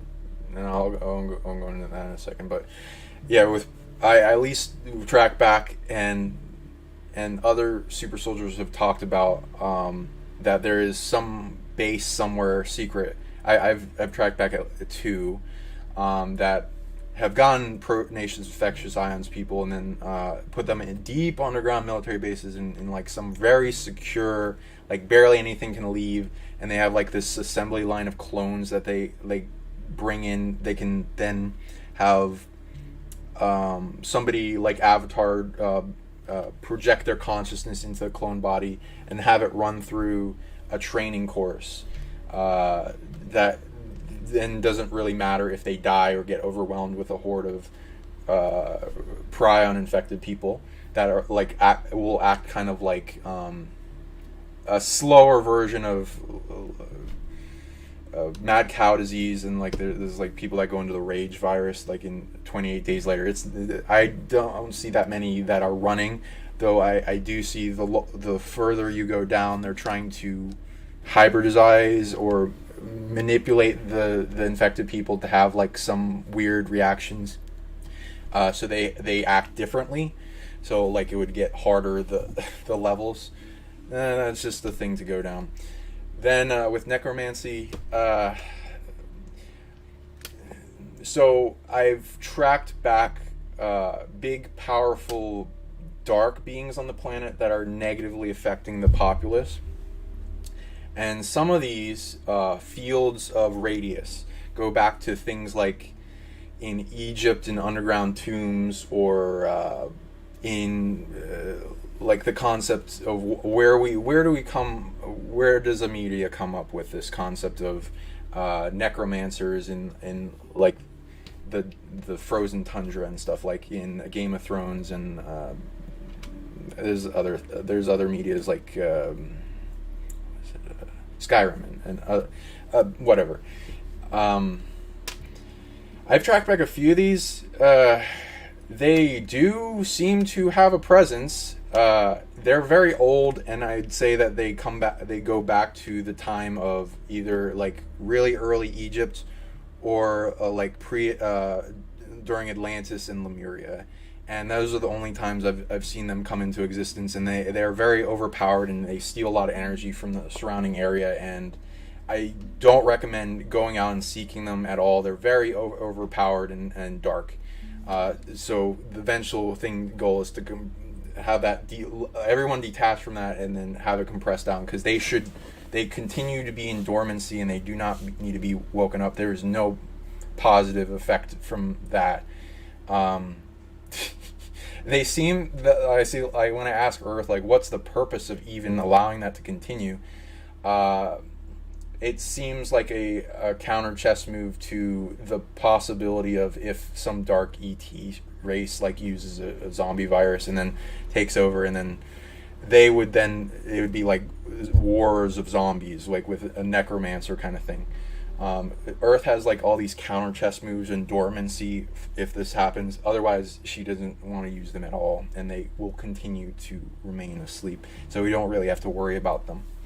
So I think Earth has like this big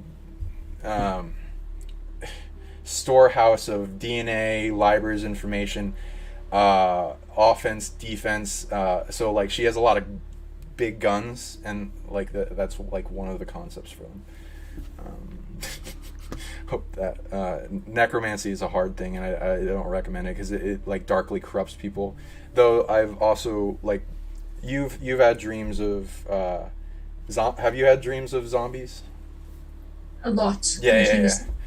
So that's mostly what people are going to be interacting with, and some of the like who's making these and why are they invading. I usually will see them as a symbol of a dream world being invaded that a person's like involved with, and the goal is to find who's invading, where's the core of the authority. It usually tries to take over the dream realm and make it so it's hard for anyone to like create anything magical to counter, so like they get overwhelmed with fear, and it like everything gets shut down to where you feel like your powerlessness. So it's like find the core, retake the authority, clear the dream realm. There's also a concept people can train in positive necromancy, which is and the zombies are people's dreaming bodies that have been stolen and then turned into like these things. So that can all be healed and resolved.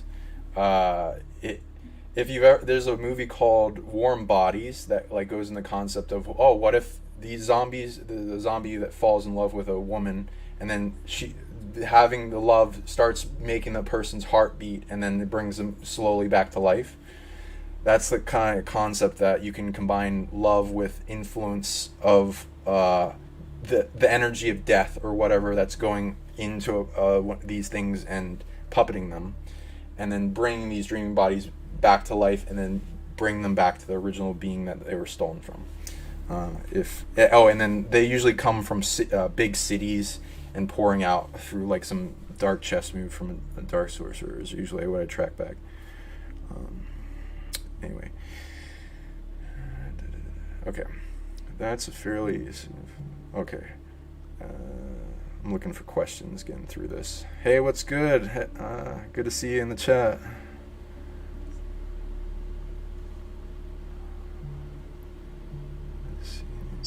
Hybrids. What's up, Sean? Telling truth is not considering mocking. Faceless accusation. I'm trying to look for the question. There's a lot of comments.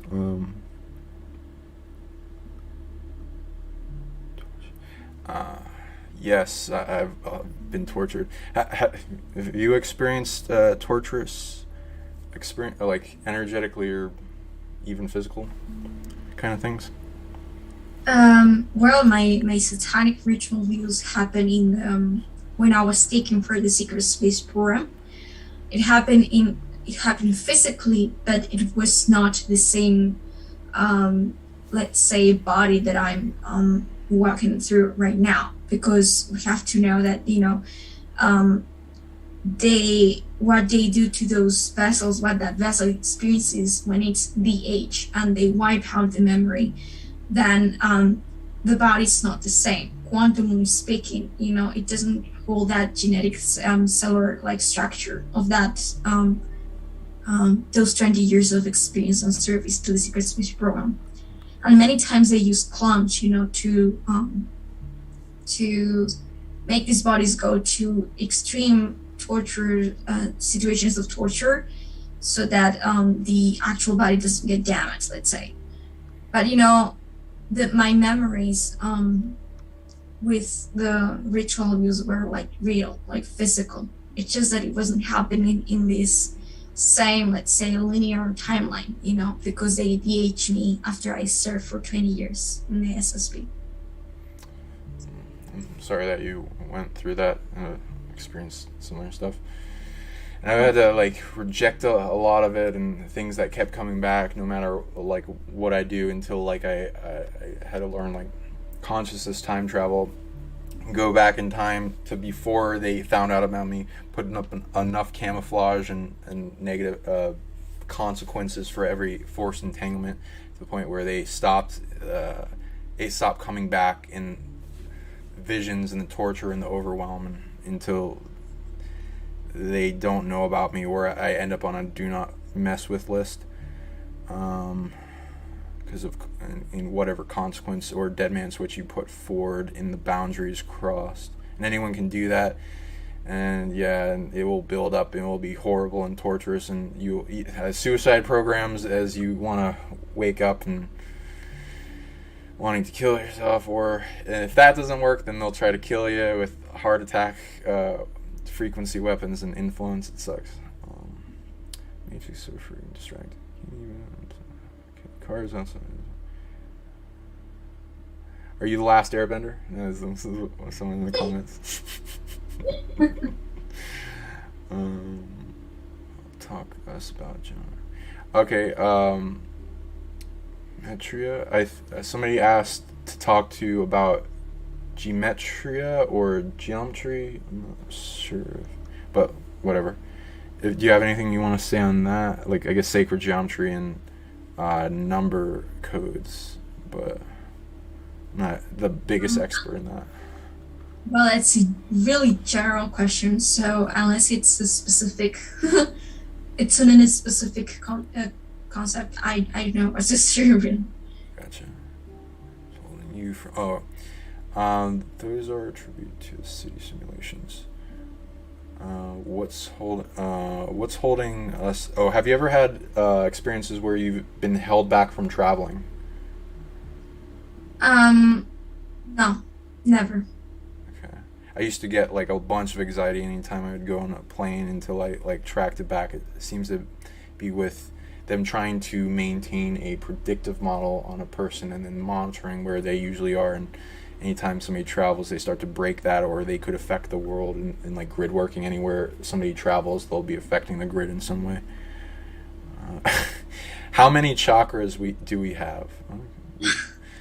Well, following the human experience now on Earth and the specific stream of consciousness that we have been able to acquire so far, we are working on operating right now with a 7 chakra system.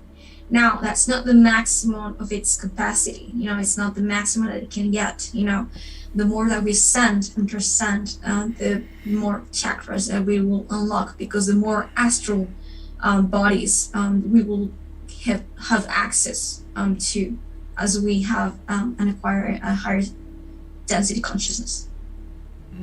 Yeah, I agree with that. And everyone's got like different amounts of chakras based on what they inherit in DNA lineage, but they'll usually be a category for how to number them or apply what their purpose is as a vortex that brings in energy or emits energy, and a lot of other things with it, and ways you can get it onto full activation, and then a unity into all one. They're not necessarily bad.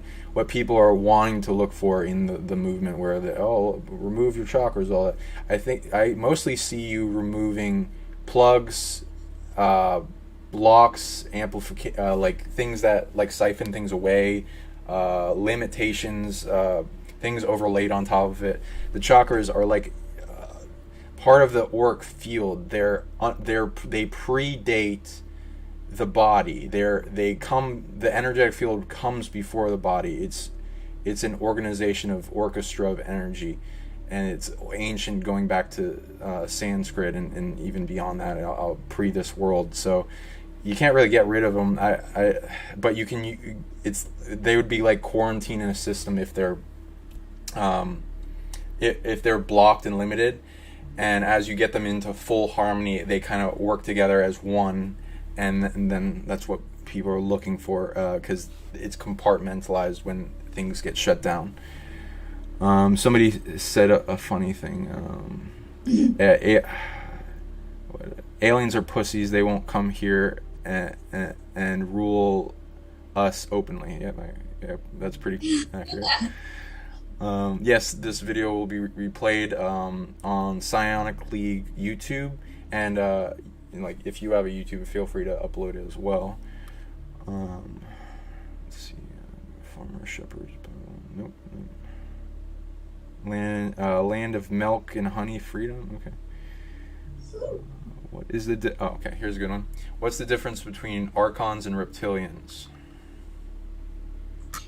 Well, I don't have much information on that question, on that topic, but I believe the reptilian is referring to like a general kind of animal species, just like human, will be, or feline. But archon DNA, I think it has to do, it's related to the whole idea of feeling bloodlines or service to self, let's say dark, occult beings, entities. But again, I have no much further information on that specific matter.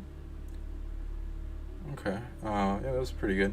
Yeah, I know a lot of people don't know much about the archons. I like, even in my research of them, it's not really that well, besides going into Gnostic texts and like archon being rulers and stuff. With what I tuned back, they attacked me a whole bunch.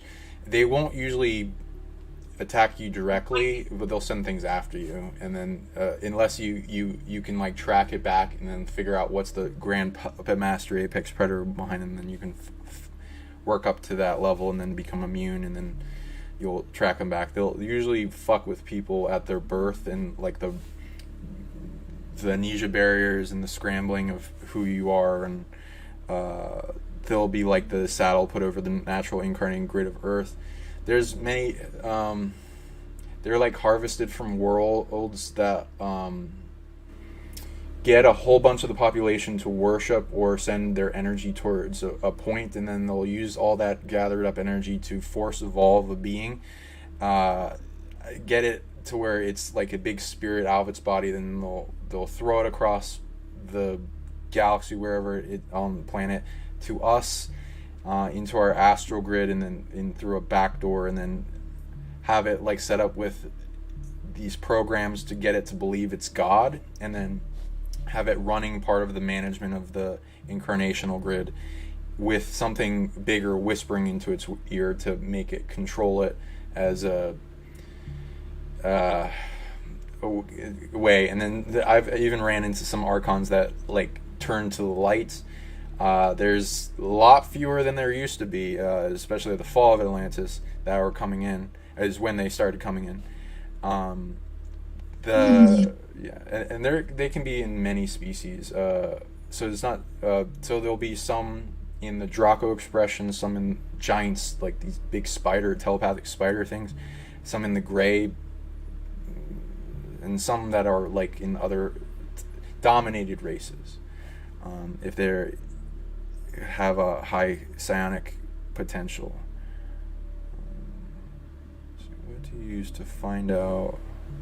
I'm trying to read this, but it's hard because there's something in the way. Find out what star beings your clients originate from, certain information, intuition, and channeling. Yeah, what do you do to find out what star originate from? That's a good one. Well, one specific thing that I asked the customer before performing such service, it's a day, I insist in that they send me high quality picture in which I can see the iris of their eyes. And why is that? It's because the eyes are literally the portal to the soul, you know. So when I tune into their stare, to their eyes, I can get I can extract and read the energy frequency patterns in the auric field and energetic field and genetic expression, metaphysical expression of these beings' consciousness, you know, and essence. So I can tap into that and start channeling with my mediumship abilities, what's their origin and what kind of percentage of soul extraterrestrial team they have, or what kind of extraterrestrial star system they're connected to, most connected to. I like that. I do it a bunch of different ways. I'll do similar. I do want to see the person because I want to make sure I'm tuning in the right person, because some people have camouflage in front of them. Yeah. And it happens that some people that, you know, that have already been walking a little bit of that spiritual awakening, they have already unlocked or are unwrapped from their own genetic makeup all these connections to these extraterrestrial civilizations, even if they haven't been physically aware along the line. Whereas there are some people who request a reading on them, and I try to see them and read the energy, but I feel much more like difficulty in the process, just simple because they haven't gone through that path or through those processes, you know. So there are certain people that are harder to read than others, you know. It depends on what they choose to express, you know, in their matrix. Exactly, and I'll usually get permission, and then there'll also be the layers of the higher self permission and what the camouflage they have for purposes because of being hunted or whatever drama of the power they hold within. And if I can clear the space or anything that's targeting them to enough, then I can even talk about those big things. And they'll usually go into like tracking back with the energy signature that they give off, and then that has data that emits in the biophoton emission that can even be displayed through images in the quantum entanglement to where they've been previously, and it kind of like looks like an operating system of streams of light. There's a photo effect that if you were like set up a camera at a highway at night, and it like captures all the cars going by, and you present it like a stream of light going all the way wherever they've been, and then it makes like a painting of all the lights streams. It's kind of like that from wherever they've been. I can also do that for the planet and then go off planet. and then it will go to where I'm allowed to talk about, and even a bit beyond that, but it will tell me what I'm allowed to tell them at the present, because sometimes there's drama with each experience and I don't want to overwhelm them. Here's a compliment one, I guess. Someone's saying you seem old in spirit, and they can't get over the chemistry between us, and watching healing the motion and two beautiful advanced old souls, very enjoyable. Oh, okay. So thank you. And yeah, if you guys like this content, share as much as possible, and comment below, and maybe we'll do more shows in the future. Let's see, another question.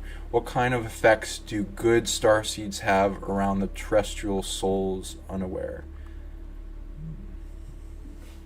Well, one of the purposes, or let's say abilities that the starseeds have when they incarnate into a terrestrial body, it's that as their soul, as their metaphysical soul, DNA expression has contains more of that extraterrestrial lineage or genetics, those frequency patterns.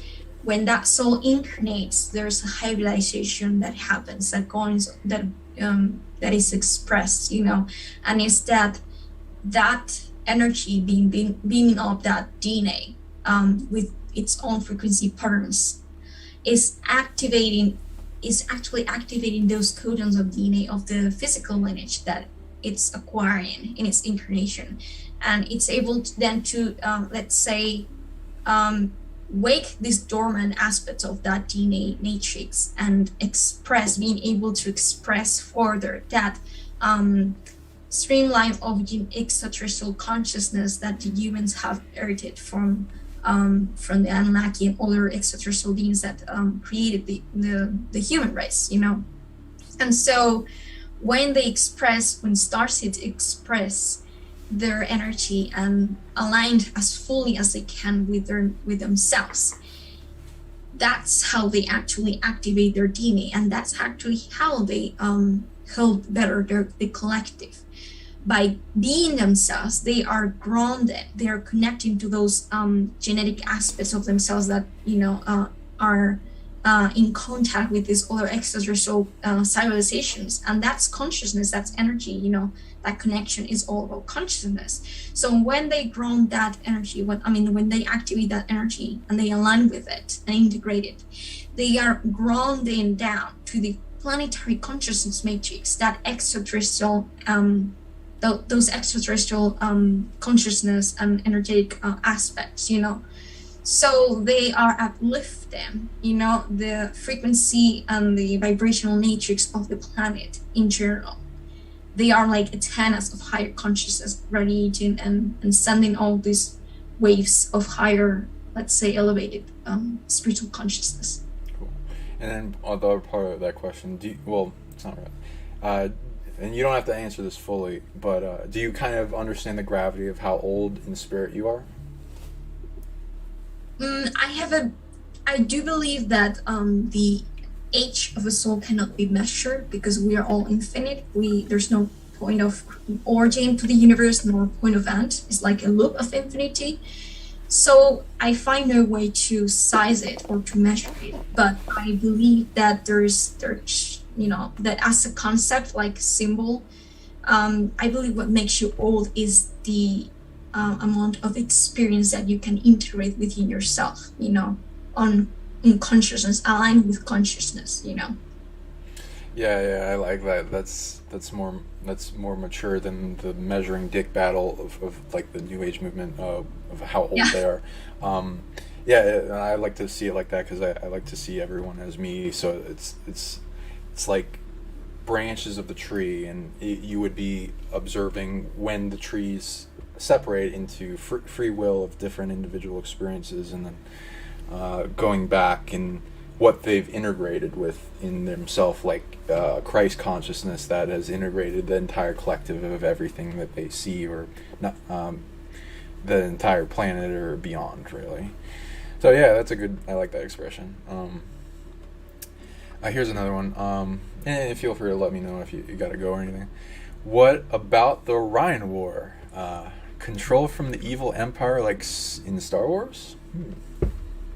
Is the question. Oh, well, there, if the question is focused on that reference, like Star Wars, I can tell you that many directors, many art film producers have actually been channeling all the way for the purpose of disclosure, and for the purpose not only of disclosure, because people don't have to be physically, let's say, aware of the connection between that and an actual experience that we are collectively tuning into because of our own genetics or what.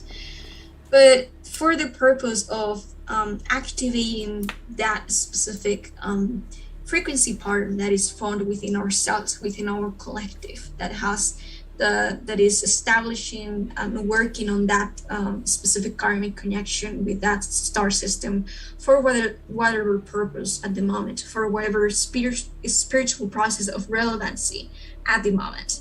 So yeah, it's activational codes, let's say, or artistic pieces of art that has activational power potential within our consciousness. Yeah, I like that. Yeah, I've heard many people talk about the Orion War. I track back, it goes into a lot of wounds there, a lot of like what leads to the treaties and the disagreements between a bunch of species going on there. A lot of races were there at the time too. A lot of ship battles, a lot of trauma I track back with clients that go back to there and dying, and then like trying to figure out a solution and eventually coming here. The authorities of the Orion Wars, and a lot of stuff. Yeah, it definitely pulls a lot of themes of Star Wars out in mind too. Another question, and the Black League. So I guess like the reference, like we're like the Psionic League or the League of Light. So okay, are there dark? What is your experience with the dark collectives, or like a dark occultists or Satanists and stuff on the planet? Well, I've been dealing with several groups that are part of the dark deep state government so far. I cannot trace them all because, of course, I'm blocked away from this kind of information. It's not that I will purposely deliver it, for disclosure. So as they don't wish to reveal themselves, I've been hardly able to check which specific group was behind. But the one that I'm for sure that I have been part of, it's of course the Secret Space Program, the Dark Fleet, the Nachtwaffen, the Nazis, the German Nazis that are working with that are allied with the Draconian Empire, the Illuminati. I also experienced the Illuminati, the umbrella corporations, and some groups that are, a Tool Society, a negative branch of the past occult groups of Germany of Tool. And also some group that I have a really specific experience some months ago that I'm not sure yet who they are, but they are Freemasons for sure. And they showed what I saw with my third eye when they were abducting me. It's this Star of David of the Freemasons that they use, and the Illuminati eye in between, I heard the word Rosicrucians too, but I am not sure, of course, on the specific name of this last group. So yeah, I still have some pieces yet. Interesting. Yeah, and I experience that all the time.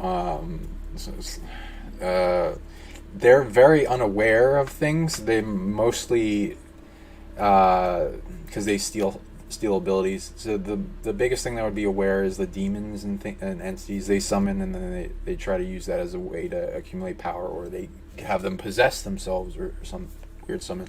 This is the biggest thing to worry about. Otherwise, they're very unaware, and you can easily they'll have a lot of power, but at least for me, it's easy to redirect it back and then put a monkey wrench into their system, and then they have to find some other way, or they just keep they're very they are very predictable based on their accumulation of magic texts and I mostly Yeah. see them boil it down to constantly trying to summon entities and sacrifice kids and stuff, and it's really annoying because they're stealing their miracle energy. Here's another question. I've yet to hear of these programs taking people from places like Africa and the Caribbean. Do they mostly take star seeds from North America and Europe? But star seeds from other places are they safer? What do you think? Um, is that in regards to the umbrella corporations? I think any project that takes people. And they Oh, I didn't mean, reference it. well, of course there are certain countries that because of their own ancestry, like higher percentage of number of starseeds being having the potential to incarnate because of genetics or lineages. Just for a second, so for example, the United States have a lot of Atlantean connections, and Spain have a lot of Atlantean energy. Australia also, the UK, Germany. There are specific countries, but that because of their place in history and because of the genetics, like the lineages that are there, or like for example the Mayas, the South America, all parts of the world have a lot of history and connections to ancient civilizations like root races, ancient civilizations with a lot of ancient spiritual wisdom. All countries have a lot of also lost history that is considered forbidden and have spiritual lineages. So really, any country has all this have this connection. Of course, some will have more, but the ones that are more, let's say, vulnerable to these attacks are the ones that, because of their place of history, these dark, let's say, governments, institutions have more connection to. For example, Germany, because of Second World War and the whole history of the Nazis and the Draconians. Then with prior paperclip, they went to the US, and so that's why US is also heavily controlled, because there's a lot of connection to these Nazis as well as the Jewish nations that went also there to control the US government and all these things. And Spain and Italy was allied actually to this fascist military programs or political parties, like the one with Hitler. And so China was connected to the Draconian Empire. So it depends on connections, It depends on which group we're talking about and their own connections to that government, history of the dark government, placing its seats and going here and there. So it's a general, let's say, it's really general. I like that. And I'd say add on to that, same. It depends on what the projects are for. If they're like looking for powerful spirits, unique DNA capabilities, super soldiers, psionic individuals, gods incarnate, or like a authority or whatever, or to the brain drain, where they drain a populace for different skills like scientists or engineers and all that. What depends on what they're looking for. If the skill sets, and the governments usually will stay into their territory. So the governments are usually involved in the ones where they have enough accumulated wealth and industry to be able to support these dark systems, which not every island or country has. So some of those countries and islands will have more of like the militaries will be distracted with the playgrounds, not a good term, the places that they can farm off the populace from than those other places. And there's what those bigger countries mean for the future in their ability to change all other countries in the effect of the awakening, and they're wanting to suppress that or control the people involved. There's also a question that goes into has this diminished with the current events or increased I guess the projects and the taking of people? Well, Yes and no. From the perspective of technology, like physical potential, or like physical availability, or power force when it comes to tools, like physical tools, they have advanced in comparison to the past. Because if we're talking specifically about the secret space program, once it was created, once it was founded back in Germany, um, the number of exchanges between negative extraterrestrials and humans, the humans, for example, will be mostly giving away human DNA and human labor and human slaves, and the extraterrestrials will in exchange give them technology. As the number of these exchanges increased, of course the number of technology that these military groups acquired was higher. Was getting higher. So of course the more time has passed since then, since the founding of the secret space program, the most technology they have been able to acquire and learn how to work with. Because as a secret space program, not only super soldier but asset, like scientists, I was taught physics on ship on those programs, and I was asked to work on a specific mission in which they will ask me to use my training and skills learned to use, let's say, sort of like reverse engineering, to learn how a specific technological device, like extraterrestrial technological device, was created and how it was used and what it was mostly used for, and how. And so they asked me to work on it, to learn how to use it, to learn how it works with this other group of soldiers that were also recruited as me. And then we will have the mission to tell them and explain them. So of course the number of but like, let's say, tools that they have to continue these projects have become bigger. Now, from the spiritual perspective, because of the mass awakenings and the number of cycles of energy being like processed, like within our collective, like the number of dark energies and blockages and challenges that we have been processing and transforming and going through so far, and healing and putting back to alignment, they have lost that let's say spiritual power toward us a long time. So yes, like they have more tools, but now they have less of that spiritual, let's say, power over us or potential. So there's nothing to fear. There's nothing to be afraid of. Spirit comes first. Consciousness comes first. That's a really good way to put that. Yeah, I was like going over, how do I answer that? Yeah, it's like going along with that too. Yeah, they've the authority and things they've stole from the past keep slipping from their fingers. So they got to keep stealing new ones. Have they gone down in their ability to do this? Not much, because they're like a parasite. They're constantly stealing money from us and then taking people, and so they're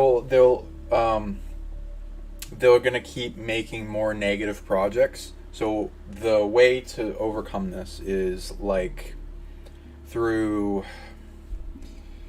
becoming each individual waking up into themselves that has an entanglement with that, and using that as, oh, you stepped in my game, oh, let me become a big trap, and then take down this entire dark empire that's entangled with me by force, and then use that to, through energetics, infiltrate that project, and then turn it slowly from a dark project to a neutral to a good. And then our goal is to then transform all these projects into good projects that will then be a way to, when you have enough good projects, they'll counter out the dark, and then be able to have a big enough chess move to stop them from repopulating. Also, there's a lot of spiritual force that's influencing the dark people on the planet, like puppet masters in this. I usually track this back to the fall of Atlantis, where a lot of it started, and the continuation of manipulating the population in the background and keeping in the secret. All this stuff remains in the unseen, where in the quantum observance effect. If it's Schrodinger's cat, if the cat in the box, if you aren't observing it, could be live or dead at any point, and you have the ability to influence what's the outcome when you lift the box up. So you have the ability to influence what remains in unseen, and as long as they remain in secret, there's a greater amount of ability to change this for the good. But that takes the effort, and so they'll keep replacing them, and they'll have to go after the people that are still asleep and trying to maintain that, because they can only last based on the harvesting of the sheep or the sleep masses, and keeping the sleeping giant from waking up. Once it fully wakes up, and even if a certain percentage of it wakes up, they lose a lot of their power, and then it goes in the exposing of the projects, which then they can't just do whatever they want. And if there's systems in advanced technology in the light, they're able to track down these projects based on their energy emission, or seismographs, and like where are these bases, and where people go into like, oh, these earthquakes all around the planet. Some of them are like collapsing of internal tunnels, and some of these bases getting destroyed. Not all of them, but I do read some of them are getting taken care of. So that's a good subject. Here's another one. What do you feel about Rh negative blood lines? I feel that they are one of the, let's say, physical proofs or indicators that we indeed have been hybridized as a species, because Rh positive, there's just no reason, there's just no organic or biological reason as to why Rh positive blood mutates. It's just junk DNA. Yes, will mutate to Rh negative.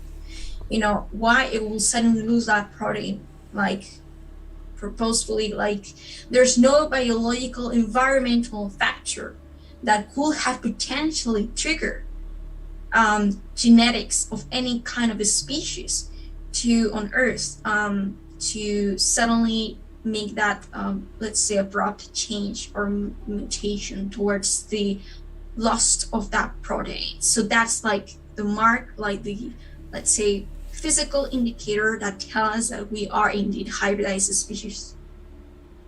I agree with that, yeah. And I go into a whole show on this, so like feel free to go and look in my the audience go look in my playlist in the PsionicLeague for the Rh negative information. I go into it's a hybrid race of like over 300 lineages and very powerful individuals, and there's like some people will go into like, it's just reptilians, and I'm like, that's one of them. And there's like dragons, there's like Nordics, there's all this kind of stuff, and it like makes a huge like overpowered of royal lineages together that are very overpowered in like the manipulation of energy, of infrared energy, because this reality is very abundant in that it like permeates it a large percentage of the energy, which is heat and anything that goes into that bandwidth, and uses it as a network to communicate, to create portals, to like influence, to empower magic. There's like infrared magic. There's a lot going into that, and anyone that has it, you don't have to just be dominant in that gene prevailing, or you could also have it recessive and still access the technology, which a lot of people have. Yes. The blue bloods and all that. I had a dream when I was researching about root races and royal lineages and about the Lanteans, the Hyperboreans. I actually had a symbolic dream in which I was shown, I was with my hand and I cut my hand. And I was shown how my blood was blue, was a blue color. So it was like a message telling me that I have this, let's say, genetic heritage. There's a deep rabbit hole with that and the Basque people, and like, where did they come from? And, let's see. Here's one. I noticed that they try to give me random nightmares. How do I stop them? In the dream or before, after? Well, to be honest, one of the ways to get to get over this issue in a more, let's say, active way, use so much more of the masculine energy with action, will be to stand against these beings and empower yourself and set boundaries and say, hey, I do not consent. But I think, at least to my experience, I believe that this is, let's say, a more conflictive way to go through these kind of situations, a more narrative focus to go over this. I believe that any nightmare is a projection also of your own consciousness. It's true. And I'm telling you this from experience. It's true that they can influence your dreams, like the brainwaves of your theta, sleep and all the alpha, the beta. They can do that. They can do that because they have the technology. It's called psychotronic technology, psychotronic weaponry.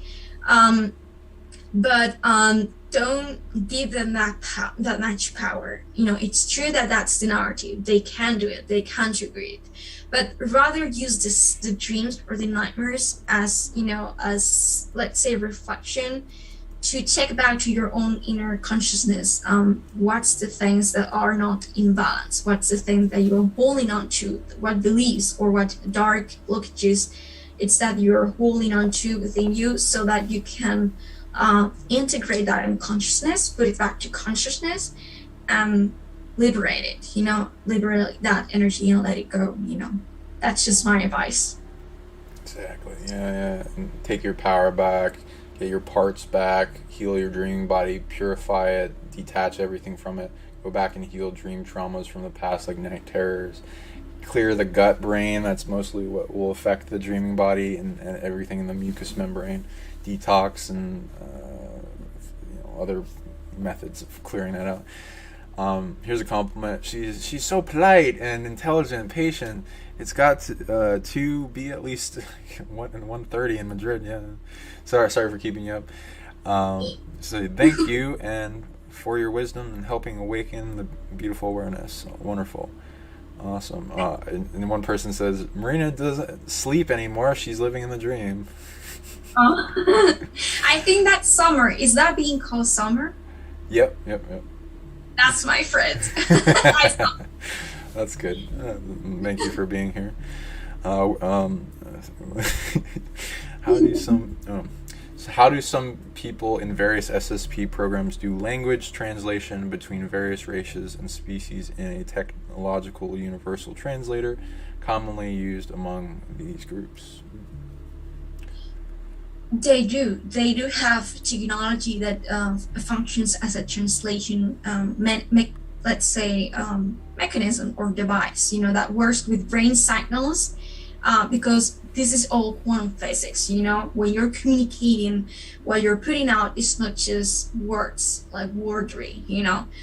Language is the structural it's the structure of sounds and symbols and words, or are like architectural construct in which you can encrypt information, meanings on it, and to be able to then give it away. And you're reading something funny, I see. So you use language to encrypt this information to be able to by vocalizing it and or writing it, let another person make their own translating mechanism to then get the energy that out of it, what you're trying to express, But that's the limitation of the third dimension, of the loss of that telepathic ability that we naturally have. So these beings, and all of us, not just these beings, just because we're not aware of it, we're still, doesn't mean that we're not using telepathy, that we're not working with telepathy. We're always communicating things like empathically, vibrationally, with our minds, with our emotions, like with our emotional body, mental body. Many bodies are part of that telepathic communication with the external matrix, of different waves and energies, everything. So, as communication is an electromagnetic wave expression, there are technological devices that can, let's say, interpret that wave, that brain wave that is being sent, and by whatever program that you have been by let's say installing in that device the different kind of languages that you want to give it information to, and let's say making all, yeah, like programming that in that computer, the meaning, the relationship between meanings and words, you know, you can then, let's say, translate that information and help that person or that being get what the or entity is trying to communicate. There is technological devices in this space program that work that way, so that either some are German, if you're not German, they put you these translators, or or they're talking to an ET. It all works like with brainwave technology. Oh, well said. Yeah, and I've observed things. A lot of the races will do the telepathic communication. That seems to be easier for them. Then there's some races that technological, they'll have like a translator. Mostly they'll go into already previously held programs. Some will be more advanced and like take some like projection of the person's energy or DNA to then replicate, or even tap into the internet really fast and then learn the language. If they go to a new planet, then there's an ability that's very rare. It's called all speak in the English translation, and it like very quickly download a bunch of technology of past lives and DNA connection and psychic back and forth of information from the light blueprint of a person to then reverse engineer the language and then have it come into the knowingness, and then work through the heart, the tongue. And we're almost on the end of it with the questions, so wonderful. The last bit is, has Marina ran into the Egypt-Irish connection? Egypt-Irish connection. I don't know what the question is supposed to mean, but yeah, I don't have much information. All I know is that there is a connection that I observed as to Egypt and the north of Europe, and it's Egypt and Norway, and so the thing in common of these two cultures, it's an extraterrestrial civilization, really general, but it's called Sirius, the Sirius star system. And if you observe closely, like the languages of the Egyptians and the language of the Nordics, like the Norwegians, you will find a lot of similarities, like phonetic and verbal similarities. And also, if you read, like make an energetic general reading of the cultures, you will see that what it's in common, it's that that serious energy in both cultures. So and genetic lineages, there might be different, because Sirius is a big star with many of different beings and specific races, but there's that general connection. Now, I think the person in the comment means that there has been people, historians, yeah, like Egyptologists have reported this sort of like Nordic attributes to some of the royal lineages of the the ancient Egyptian civilizations, and it's that some of them will actually show up this red hair, like, or paler skin or paler eyes, this sort of like Nordic Irish, let's say, physical attributes. And I think that doesn't have to do with like a migration from Ireland to Egypt or Egypt to Ireland. I just think that there is an extraterrestrial spiritual lineage in common that they have, that gave their own genetic material to both of these, let's say, lands or cultures. So, and I think I highly believe or perceive that that's the Lyran genetics, Oh, nice. I like that perspective. Yeah, and continue off that. That goes into something people can look up in Michael Tessarian's work on the origin of the Irish race, connection between Egypt royalty and immigrations of the Scythian, the original Hebrews, and the Watchers of the Stars and the ancient knowledge having to do with like aspects of the Nordics, and Hyperborea, the Tuatha De Danann, the El lineage, elves like Homo capensis, not in fossil records with pointy ears, and the various races from other realms that bled over, as well as from Sirius that like has realms immigrating here, Orion Nordics, and a few over the Pleiadians, the Lyrans, which is the blanket like the ancient origin of all of those. There's a lot to go in with that because they had a lot of knowledge and secrets, and the Irish race had their history stolen from them, and replaced with something of lesser value. And a lot of other races and countries have had similar, which at some point in history it cuts off and like, oh, there was a caveman, or they didn't record any history or something. What is your lineage that you know of besides? I mean, you can go into the ET lineage if you want, but there's a lot. But I'm sure. But like of genealogy that you know. My physical. Yeah. I have never done a DNA test because not for any reason, because the dark governments already have my DNA. But I've been always been curious. What I know for sure, it's from the family of my father. I have in Spain, we were invaded by certain groups like the Muslims, the Persians, the Jewish, the Jewish Christians, not the Jewish like from Israel. So in Spain, Italy, in Greece, there's for sure a lot of that DNA. What is surprising is that some studies haven't found so much of the Arabian component, but I think that the Jewish Christian is indeed like really present along the, let's say, southern countries like southern Europe. So I think my father has more of that connection, But from the part of my mother that is from the north of Spain, I have more of the let's say Celtic and also Visigoth lineages that also colonized Spain back in the day. My grandfather, for instance, comes from a village that has a lot of history with the Visigoths, and the Visigoths were actually German groups of Germans that invaded Spain, back like thousands of years ago, and left their culture and their genetics.